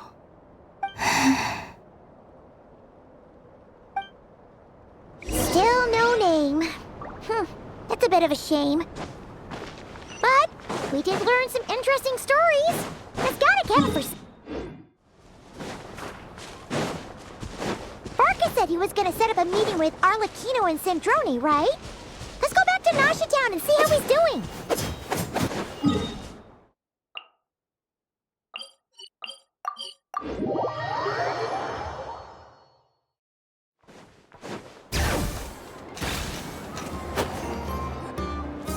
Let's see. There's Varka. Oh, and it's Durin and Albedo too. Yeah, this is pretty much the same place we bumped into each other last time. I convinced them to stick around a little longer. We were all waiting on people, so I figured having a little company would help pass the time. Ah, so you've been waiting for us? Does this mean that you've already arranged things with the Fatui? Sure does. Now you're back, we can go meet up with them together. How'd your investigation at the Frost Moon Enclave go? Well, we didn't find out Columbina's true name. But apart from that, it went pretty well. Aha, just as well that I didn't tag along then. I'm sure our moon goddess wouldn't want every man and his dog knowing all about her private life. Still, desperate times, desperate measures, I guess. Someone had to do it. So, Varka was waiting on us, but what about you two?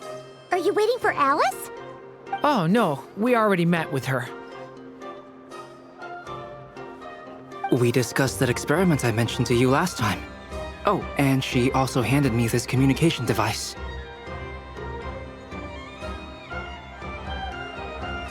That's right.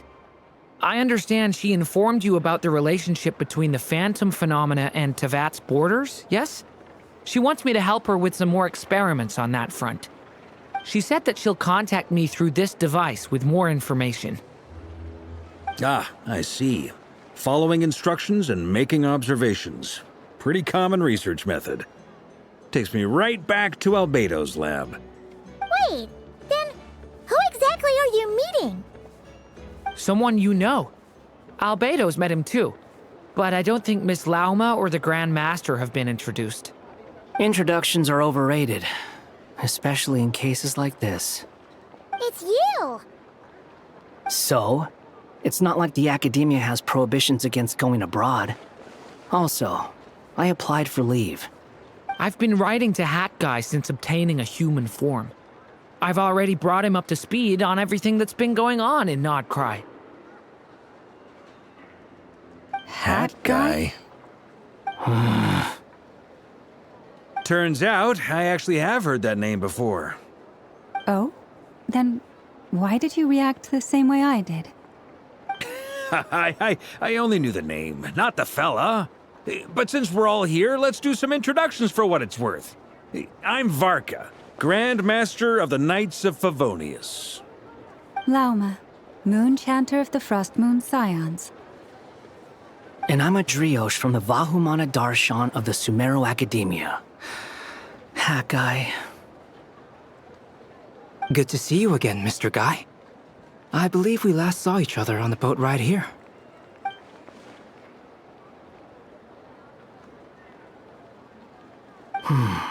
Mind you, The only reason I came here is because there's someone I want to look into.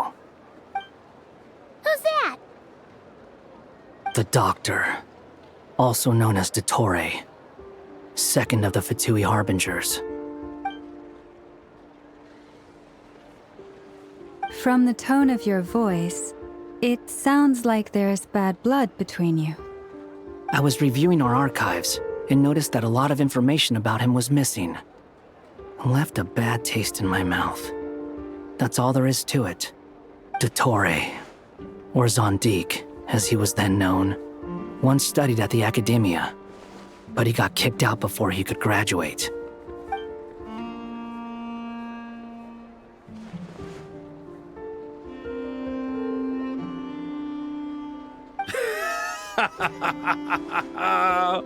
So the Harbinger's #2 man is a college dropout? How embarrassing for them. Last we heard, he was planning something. We actually heard that a few times before, even coming to Nocturne, but we haven't seen a trace of him since we got here. He only appears when something interests him. For all we know, he might have left already. But the fact he did something here at all is worth noting. It'll fill a couple extra lines in his file. Why does it sound less like a file you're writing and more like a criminal record? Anyway, we were just about to meet 2 of the other Harbingers. Want to come along? You might learn a thing or two about him there. Sure. Even though they're Harbingers, well, they're old acquaintances of ours, so, you know, when you talk to them, try to be... I got it. The Frost Moon Scion's relations with the Fatui remain tense. Forgive me if I do not attend. In that case, we'll continue assisting Miss Alice with her experiments. Good stuff. Everyone's having a fruitful time. All right, we better get going. I'll lead the way.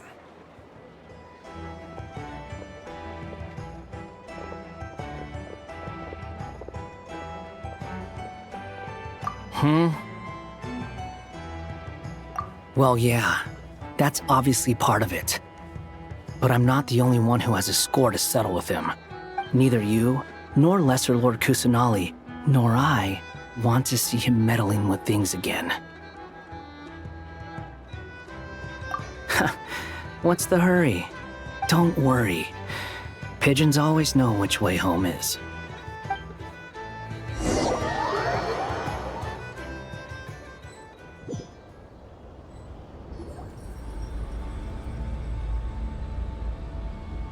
You made it.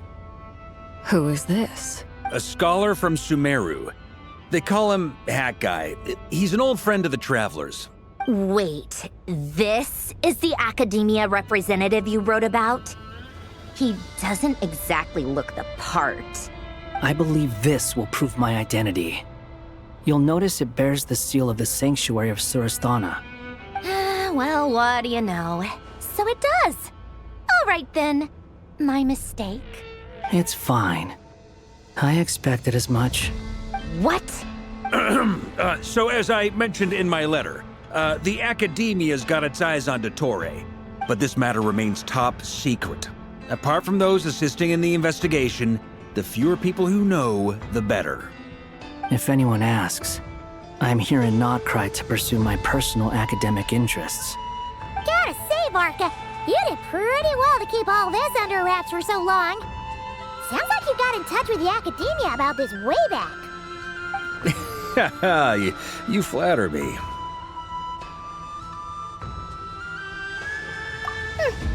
Where do I even start?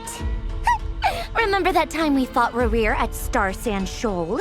He sure let me have it then, didn't he? I'll bet Dottore had that all sketched out, with me as his convenient little pawn. He could not care less about us if he tried, but hey! The feeling's mutual. Does Dottore really strike you as the sort who values his relationships with his colleagues? Fair point. Definitely not. Which is why I always keep my guard up whenever he starts making suspicious moves. To that extent, our motivations align. On top of which, I consider you trustworthy people. Now, back on topic. In the wake of the Reikir of Solnari episode, Sandrone and I grew suspicious about Dottore's complete inaction during the entire affair. So we tried to find out what he'd been up to, but unfortunately to no avail. He never lets anyone in on his plans. The more he cares about something, the more secretive he gets. Indeed. Perhaps he believes that by keeping a low profile, he can avoid trouble. But that trick isn't going to work on his colleagues. Yeah, I mean, he's been researching the ancient moon's remnants. And he's been trying to get his paws on the moon marrows. Only an idiot would believe he doesn't have something more planned. With this in mind, I returned to Snezhnaya and relayed my thoughts to Her Majesty the Tsaritsa, entreating her to have him recalled. That's pretty direct. Did the Tsaritsa agree? Yes. I made it abundantly clear that the Fatui's business in Nodcry is almost concluded, and we do not need 3 harbingers in this territory. Her Majesty concurred. Accordingly, Dottore has returned at her orders. I imagine he is continuing with experiments, which no one besides he would ever have any interest in. Common sense might mean nothing to him, but he's not stupid. He knows that no good can come from opposing the Tsaritsa. Smarts alone won't get him all the way. He needs the Rooster's resources and Regrator's Mora, both of which the Tsaritsa can strip from him by waggling a finger. But doesn't he have a track record of publicly following orders while going against them in private? He probably has it down to a fine art by now. Wouldn't put it past him. We worked together on a research project once. Only briefly, but it was enough to show me that we're fundamentally different people. He has no interest in doing things methodically, stage by stage. His thoughts jump all over the place, and the moment his curiosity is satisfied, or he gets the results he wants, he disappears. The only similarity we share is that, once we set our minds on doing something, we will see it done, whatever it takes. Oh, we definitely saw some of that in your battle with Rerir. You got so competitive. Ugh, do not remind me. Then I believe we all concur. Dottore will not simply give up. Fantastic. Now this is turning into a whole day of unpleasant memories. Ugh. Are you talking about the moon marrow stuff? He also strikes me as the kind of person to disregard experimental regulations, ruin all the equipment, and go way over budget. Then leave the first person he can find to deal with the fallout. Exactly. This one time, he was running some high-temperature experiment and the substance exploded. But does he care? No. He orders his subordinates to open the device so he can observe the results, which causes the gas inside to leak out. That gas was poisonous! If I hadn't been there, who knows how many people might have died. And after all that, he left, while I was still cleaning up after his mess. What a waste of time, he said. Waste of time? The nerve! He wasted my time! You've been bottling that up for a while, huh? Hat guy, I must say, you seem awfully familiar with internal Fatui affairs, especially when it comes to Dottore. Thank you, Lady Harbingers, for providing such valuable information. I have no other questions for now, so I'll be on my way. Wait, what? You're just gonna leave? You're welcome to join if you want. Ugh. Just when Paimon thought he'd finally mellowed out. He makes quite the impression. I'll say.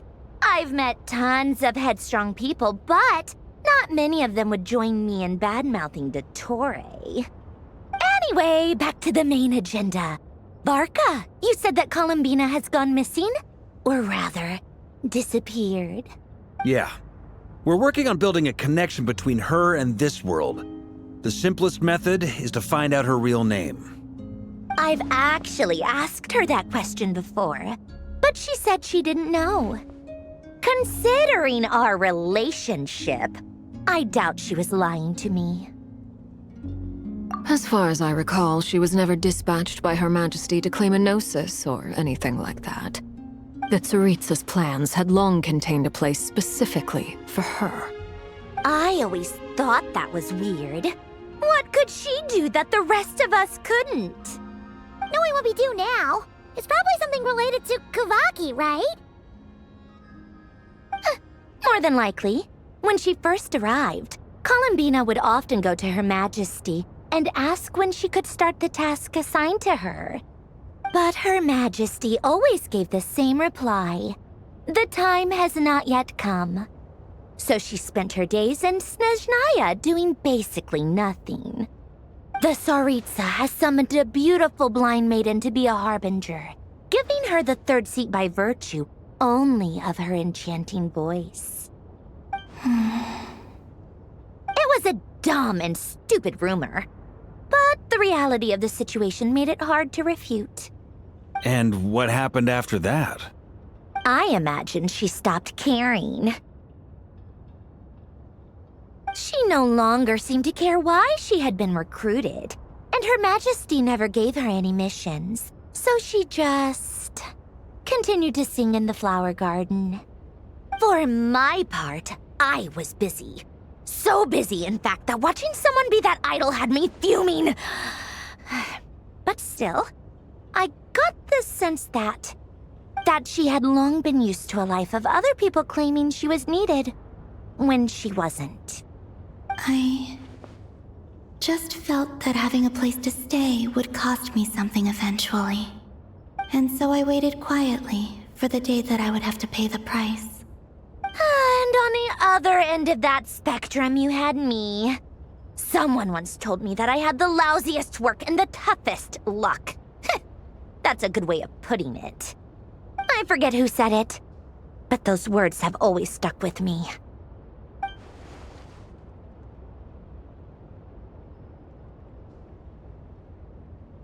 But you've done your job exceptionally well all this time. Because at heart, you are a conscientious person. What is it? Something come to mind?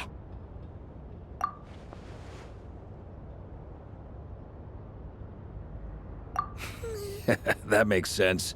Nothing screams you are needed like your name shouted from across the town. Well, good luck with it.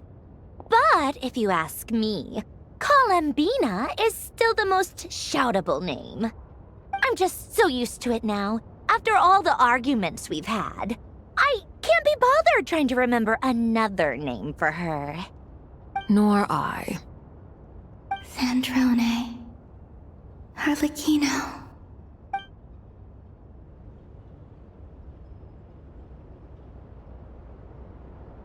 Huh! It's a Sealy! Does that mean Nicole has news for us? Ladies, I thank you for your hospitality. If the chance ever comes up, I definitely owe you both a drink sometime. I'm sure it will. You can make your own way out. Heck, you've been here enough times, you probably know your way around better than I do. Okay! Time to do what adventurers do best. Follow that Sealy!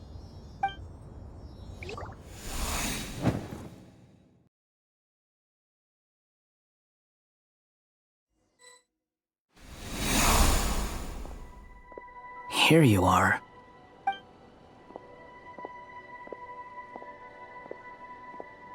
Oh, hat guy. How come you're back so soon? Did things go all right with the Fatui? Fine. Dotori's been summoned home by the Tsaritsa. Couldn't get much more than that. How about you? Any progress with the investigation? Unfortunately not. We've tried everything. Different phantoms, different locations, different points in history. But the results are the same each time. Abyssal monsters roaming the land. People crying out in despair, with no hope of being rescued. Every time I see it, I can't help but think, is this what it was like in Mondstadt when Dragonspine Durin attacked? And If I fail in the task I've been given, will I create yet another tragedy? That's just meaningless speculation. When we encountered similar phenomena previously, I tried to interfere with those illusions, using sounds and lights to guide them. However, we could not change their fates. At most, we were able to extend their existences. The events of the past are like fate that has been written into Irminsul. There isn't a living thing in Tevat that can escape its past. But Miss Alice instructed us to try to find ways to change the outcome that these phantoms face. It's an impossible task. Can't you just refuse? Since she asked us to do this, I feel like it can't truly be impossible. Or if it is, well, mages can make the impossible possible. I could not have been born as Durin otherwise. But you also said that your past 39 attempts were fruitless. That's true. But you're still going. Yes. After this many futile attempts, surely you realize that you're not doing this because you still believe what some mage told you. It's because you want her hypothesis to come true. It's something you wish for deep inside. So, think for yourself about what you want to do. As long as you don't believe it's futile, it isn't. Yeah. Previous experience indicates that we cannot touch the phantoms, which limits the effectiveness of our interventions. If we want to clear this hurdle, we need to break this rule somehow. Same thought here. Following the same rules means repeating the same failures. Reducing ourselves to mere playthings of fate. So you mean we need to figure out a way to make contact with them despite knowing that we can't? Yes, and I suspect that's something only you are capable of.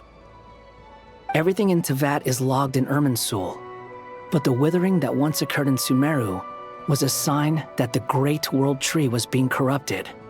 This corruption allowed things that should not have existed in Tevat to appear. This is tantamount to rewriting reality to an extent. You're saying abyssal power might be able to affect those phantoms? No one's ever tried it before. If you're gonna try it, it'll take courage. And you have to be confident that you can control it. Is anyone there? Has anyone seen my daughter? She's missing. I have to find her. I hear someone inside. Spargana? Are you in there?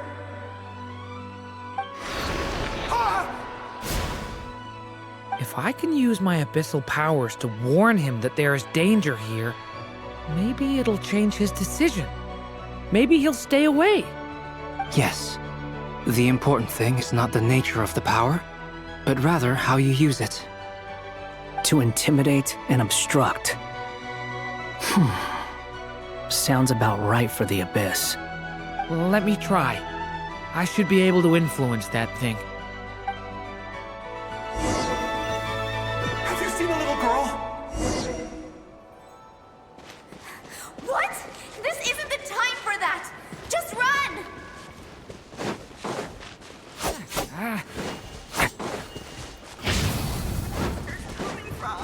I hear someone inside. Spargana? Are you in there?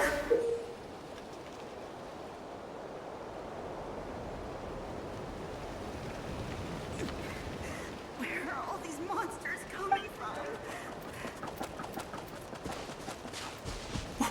What is this? Looks dangerous. I should get out of here.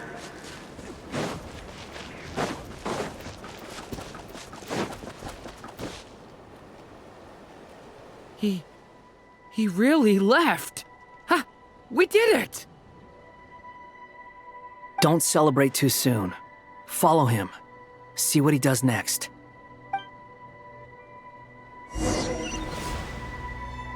Monsters approaching from the front. You need to stop them and create an opportunity for him to hide.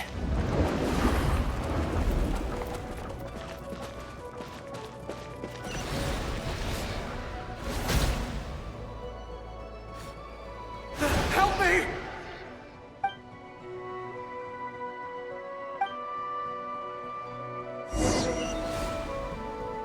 Monsters approaching from the front. You need to stop them and create an opportunity for him to hide.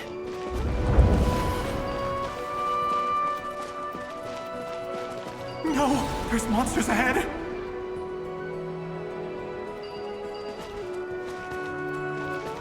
Wait, is that the barrier I saw earlier? Why is it appearing now? It's as if someone's controlling it.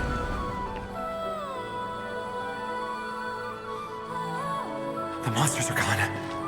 Is it safe now?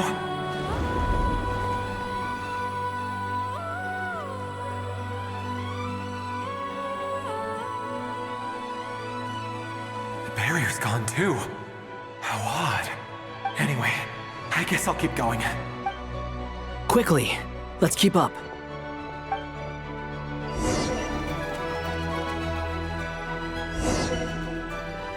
Wait, there was someone else here?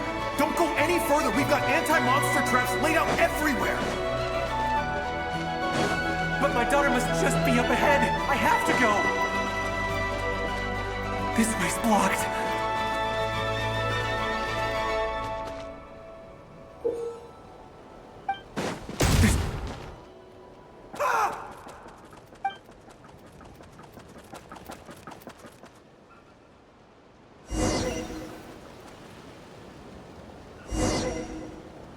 Wait, there was someone else here?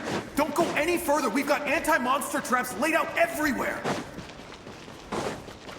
But my daughter must just be up ahead. I have to go. This way's blocked.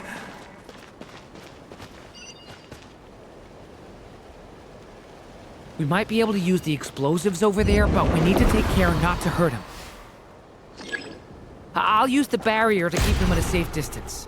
This barrier seems to be helping me somehow.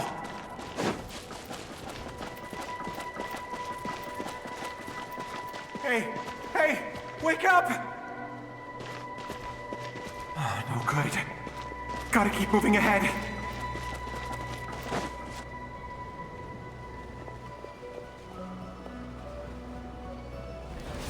So many monsters!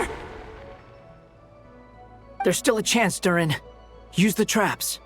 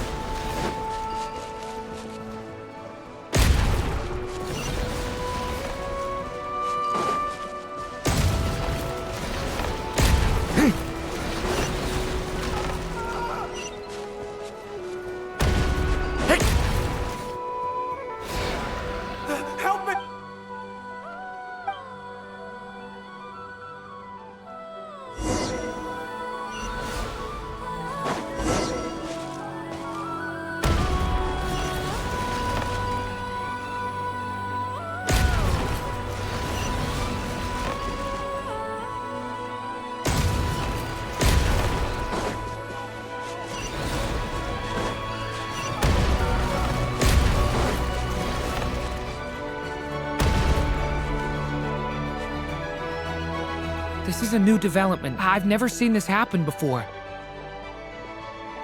We might just be able to save this person.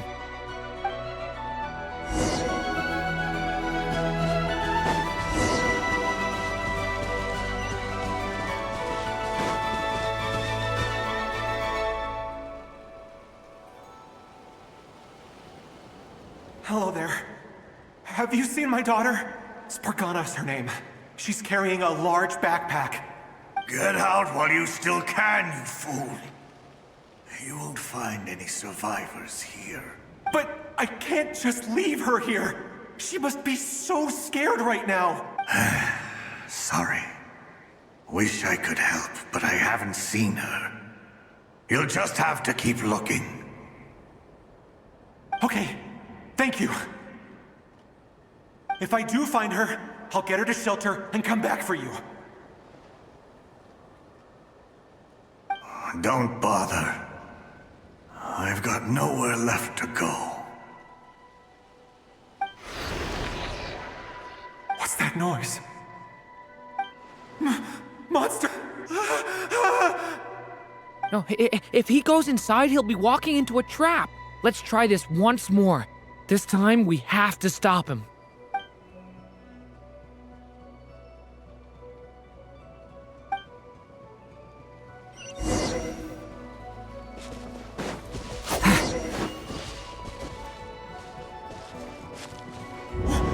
Why?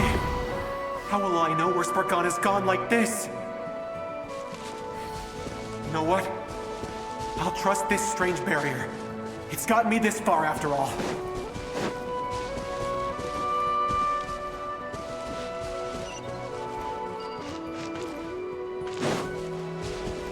Spargana, are you there?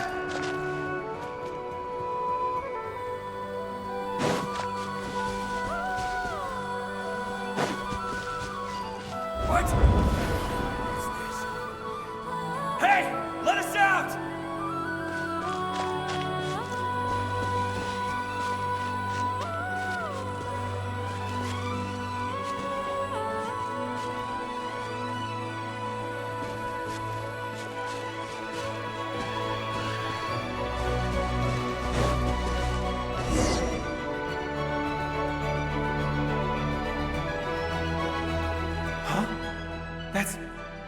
That looks like one of my daughter's books!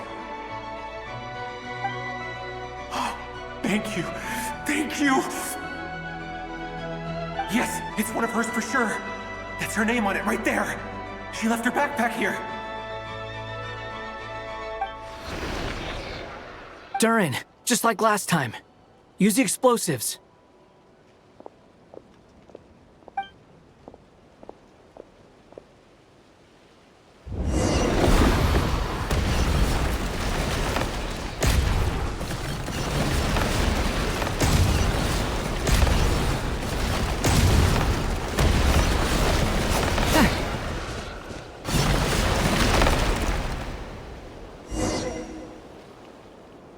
It won't work. There's not enough left. If he makes it in, he'll die.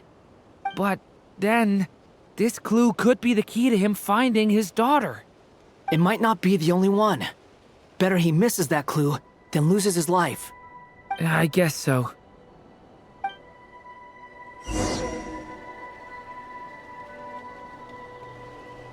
Stop him, Durin. We can't let him get any further in. That's my daughter's book! She's passed this way! Why? Why won't you let me go in? I've searched and searched and searched just for this! But how will I find her without any clues? I no longer have anywhere else to go.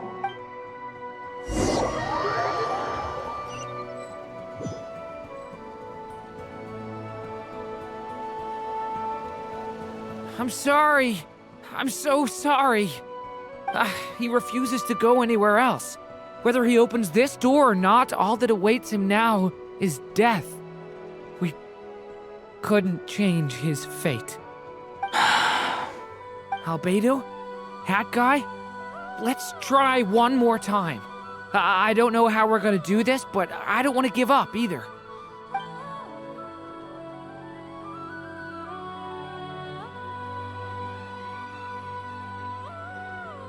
Why am I here? What's going on? All these scenes running through my head. Where are they from? Huh? What's going on? His reactions have changed. How many times have I... What's happening to me? Huh? Wait. Who are you? You can see us now? I feel like I always could, but that I only just realized you were there. I'm sorry, I don't know how to describe what I'm feeling, but you were the ones guiding me using that marked barrier, right? I haven't done anything yet, but those monsters, those deaths, they feel like memories. Like things I really did experience. I won't find my daughter. In fact, I'll ultimately die trying to find her. Isn't that right? Well, no, it isn't. Yes, it is. Even so, we're trying to find a way out of this. You've not seen my daughter either, have you? It seems she really isn't here.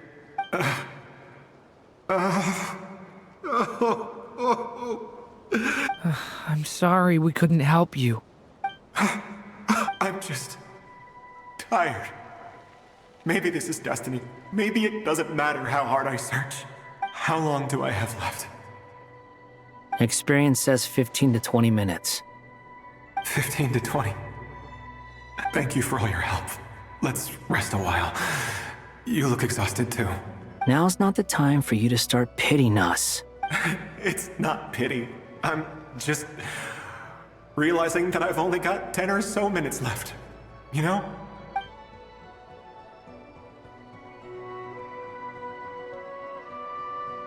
You say you're from Mondstadt, yes? A place with windmills, where people enjoy limitless freedom? And you're from Sumeru, where they've built an academy into a giant tree? Yes. It seems you've never heard of either place. Those names are unknown to me, I'm afraid, yes. Have you heard of Hyperborea? I have, but I heard that it was destroyed in the distant past. I see. That was where my ancestors once lived. What about Delphi Pytho? Was it later rebuilt? I've never heard that name.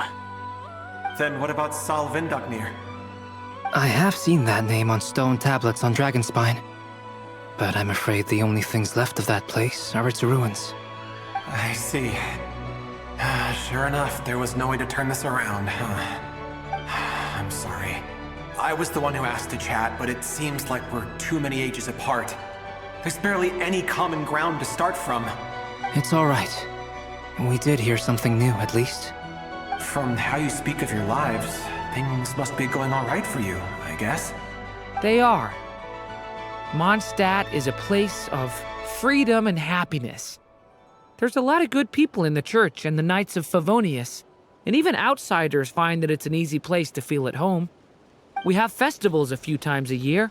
Everyone gets together to drink, sing, and be merry. Sumeru is a lot more uptight. Not really the kind of place where you can relax. It's a nation fraught with problems wherever you look. But if all you want in life is to seek knowledge, I guess it's pretty much paradise. That's wonderful. In other words, after this all-devouring black tide passed, humanity did not merely avoid extinction, but rose to build prosperous civilizations anew. I mean, I can see you all right now. That must mean the future isn't a total mess, right? That's true. Well, time's almost up. Let's part ways, I think. Might be best if you don't waste too much time on me. The chances are slim, I know, but I'd like to spend these last few minutes looking for Spargana. If things work out, I'd love to tell her about what I've heard. May we meet again. Well, or not, most probably. In that case, may your wishes come true.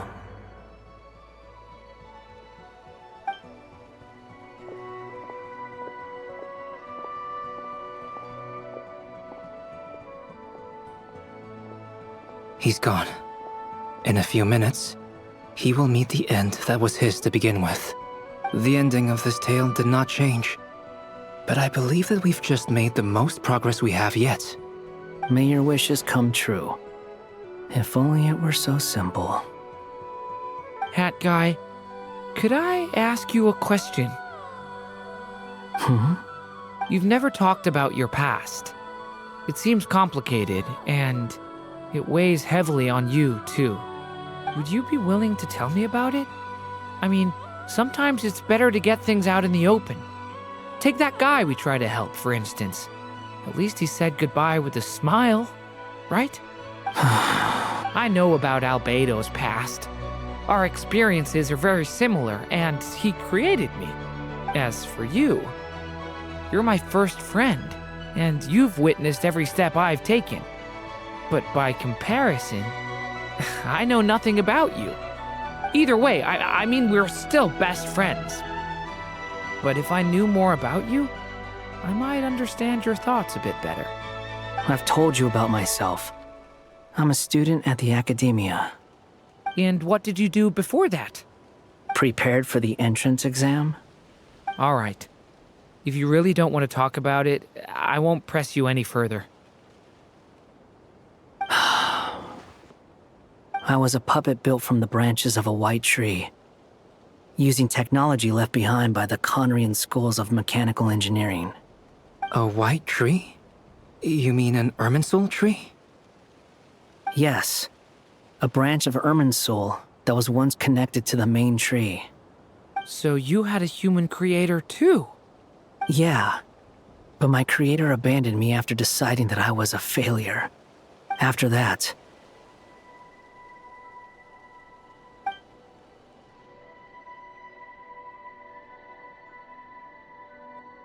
Durin. Resisting the influence of the Abyss, suppressing the urge to destroy, trying to do the right thing. None of these things are easy. But no matter how hard they are, trying to rewrite past wrongs is far harder. You asked me if you would create a new tragedy if you failed. I told you there was no point speculating about that. But the real answer is, yes, you absolutely will. That guy. But at least you've got people here to help steer you away from the wrong path. So, just keep aiming towards the light. I will. I promise. All right, break time's over. Hello? Durin speaking. Hello, friends, it's me. What have you been up to, I'm detecting some unmistakable fluctuations here at the border. The amplitude isn't particularly high, but they're completely different signals from the ones before, and the scale is comparable to those I've detected previously. Alice, we were unable to save that person. However, he appears to have retained a portion of the memories gained through that cycle, and was able to hold a conversation with us. I see. Well, that is rather odd indeed. It definitely merits further attention. Could I trouble you to keep trying the same approach? I need to gather some more data. Counting on you. I should probably have Nicole come and check this out as well.